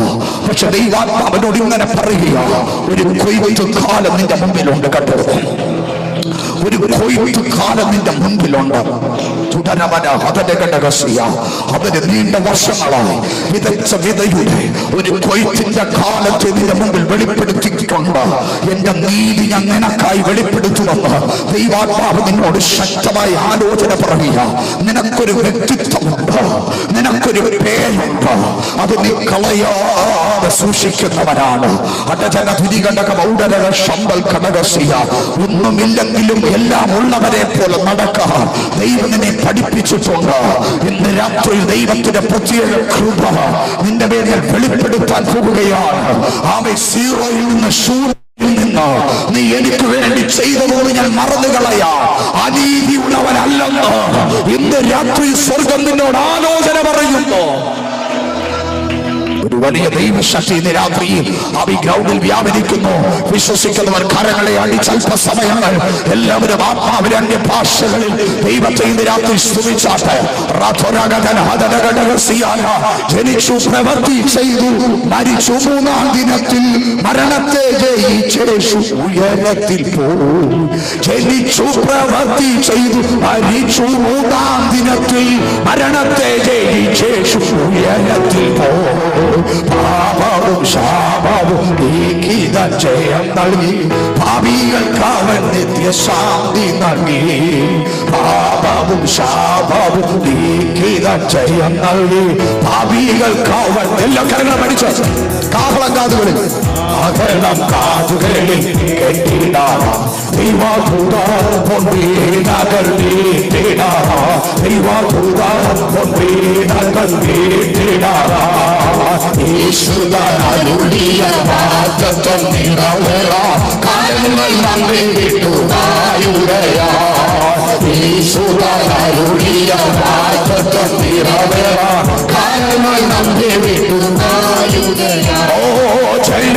പ്രവൃത്തി ചെയ്തു മരിച്ചു, മൂന്നാം ദിനത്തിൽ മരണത്തെ ജയിച്ചേശു ഉയരത്തിൽ പോയി ജയിച്ചു. ചേർന്ന് ആത്മാവിൽ പാടിയാണ്. മരണത്തെ ജയിച്ചേശു ഉയരത്തിൽ പോവും ശാപവും നീതികൾ ചെയ്യാൻ നൽകി, പാപികൾക്ക് അവൻ നിത്യശാന്തി നൽകി. പാപവും ശാപവും നീതികൾ ചെയ്യാൻ നൽകി, പാപികൾക്ക് അവൻ നിത്യശാന്തി. സമാധാനമില്ല, സമാധാനമില്ല, പഴമുഴലുകയാ പരതി വന്ന്. സമാധാനമില്ല, പഴമുഴലുകയാ പരതി വന്ന്. ദൈവത്തിൻ ദൈവങ്ങൾ സാധ്യമല്ല. ദൈവത്തിൻ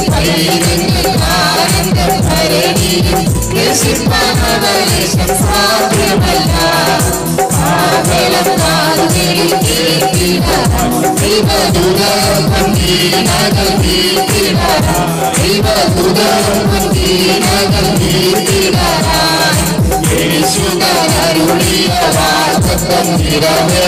കാലങ്ങൾ നമ്മെ